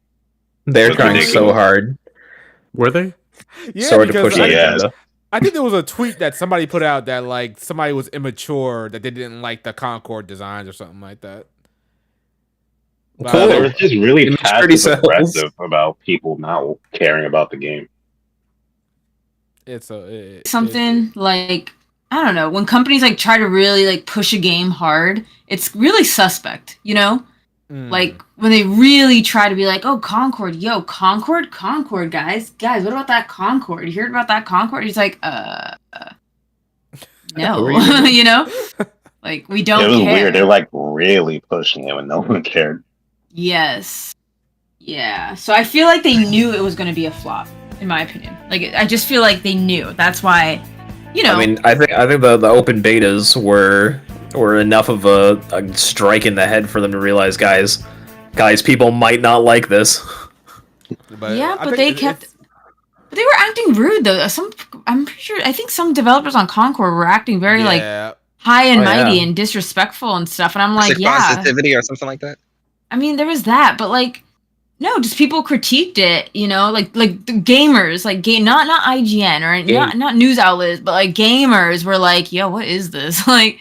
You know what I'm saying? And they took to that as like insulting. And I'm like, I don't think it's insulting. I mean, I'm sure some people were rude about it, sure, whatever. But like the way to get them on your side isn't to be insulting back, you know? Right. So I was just like, well, I don't know what you want me to do. I think I have something to bring up since we have some Tales of Grace's F people in here. Didn't some news about Tales of Grace's F come out like yesterday about voice acting? Oh, today. Yeah. So go ahead. There's like previously exclusive skits for Japan that they're translating, and they also got the old voice actors back to like reprise the roles for it for us, except for Sharia. But hello. She's been replaced for who? She's Laura Bailey, remember? So like they can't afford her anymore. Lord. Just throwing that out there. That's an interesting thing because I think they did the same thing in Vesperia, did they not? And there were just some cutscenes that sounded weird. That sounded weird as hell. And they changed Jude, I believe, as well. So Jude got switched as well. So hopefully we can get their voices to be 100% like the rest of the game, which it's probably not going to happen, but it's only for a few skits, right? Yeah, I don't think they're replacing. Yeah. Okay, so it shouldn't be that bad. Yeah. We got a super chat from Shadow King 1982, $2 super chat. Bows 1, just play the game, man. Just pay the man, Q. Wow. In response to that slander, quick question: anyone buying that PS5 Pro? I know I missed that whole conversation piece. You don't get to come in late. You don't get to come in late and dictate what we going on. You're gonna address the super chat first. All right. All right. So you gonna pay the man or what? We can talk about it. We can talk about Q cares January about. 1st. I better not hear no. Here's the thing, right? Here's the thing, right? I'm gonna win this Better have bet. my money. That's all it's gonna be. Q's gonna win. It's all good. Don't worry about it. Why is everyone so worried? I don't know why anyone's worried. If anyone should be You're worried, on game 1 of 11. What do you mean? Q is fine. Q's fine. Don't worry about it. Don't worry about it. So this boy either found a hyperbolic time chamber, mastered the shadow clone jutsu, or did something else heinous because he is way too confident and cocky right now. Way too calm and relaxed, you know. It's called delusion, Blake. Delusion. I'm not familiar, but I'll take your word. Don't you worry. Don't you worry. I've got my I do technically have my hyperbolic time chamber, so it's all good. Don't worry about it. But okay, Q. Are you gonna buy the PS5 Pro? Oh no, that's stupid. It's a sensor box. Why the fuck am I gonna give you Tony said my the money? same thing about Final Fantasy 16. That hell no, I'm not gonna buy that game. It's a guy playing. Hey, I'm not playing as no waifu. But look at you, lo and behold, you all sucking it off, sucking all the. Have you seen that waifu Benedetta? I'm just saying. Oh my god, waifu! Okay. I that battle with waifu Benedetta was hard for me. I had emotions and stuff. Benedetta. Who the fuck is Benedetta? Isn't that her name, Benedetta? You know? Oh my gosh! Fire Emblem? Oh my gosh! Oh my gosh! She doesn't even know her name. Bernadetta? What do you mean? I am right. No, her name is Bernadetta. Final Fantasy 16. Oh. That's her name. Oh, no. Benedicta. No, y'all said it wrong. Benedicta, because she wants the dick. No. Yeah, Benedicta. Okay, you're right. She definitely can't say Benedicta without dick. Yeah. Yep. Sorry, I thought we changed the Fire Emblem. Okay, my bad. She the waifu of dreams in the game so far. Lord? Your boy didn't really. Far. I'm just saying. I mean, just the way she walks into a scene, you're just like, damn, girl, behave yourself. People trying to relax in this game. See, this is why I wasn't worried. Wait, how long have you been playing this game, Q? Because I didn't play a lot of 16, and that's pretty early. I'm not in the beginning of the game. Are you sure? That's pretty early. I've done that already. I've done that ages ago. How many hours into have you met Jill? Yeah, I've met Jill. She's no waifu of dreams. All right. How many icons do you have? After the question. I'm checking. Give me a sec. Hold on. Well, don't you like Jill based on her name alone?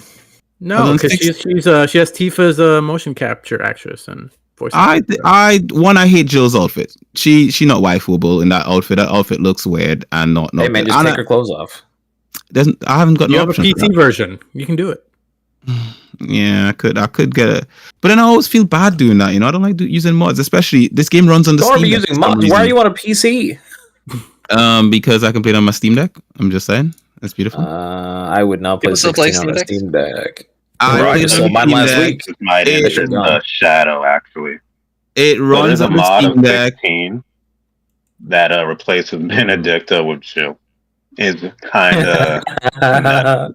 I will do that. You can get rid of Jill. I mean, who's to say I mightn't fall, to appreciate Jill further down in the game. But thus far, she's just an alright waifu. When Benedicta, man, the feelings, the emotions, everything. Oh, where are you in the game? Where am I in the game? Yes. What the fuck am I? He's clearly not far. He's not far.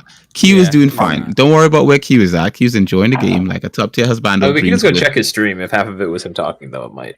No, check his. Well, he won't be sleeping on stream, so we know that at least.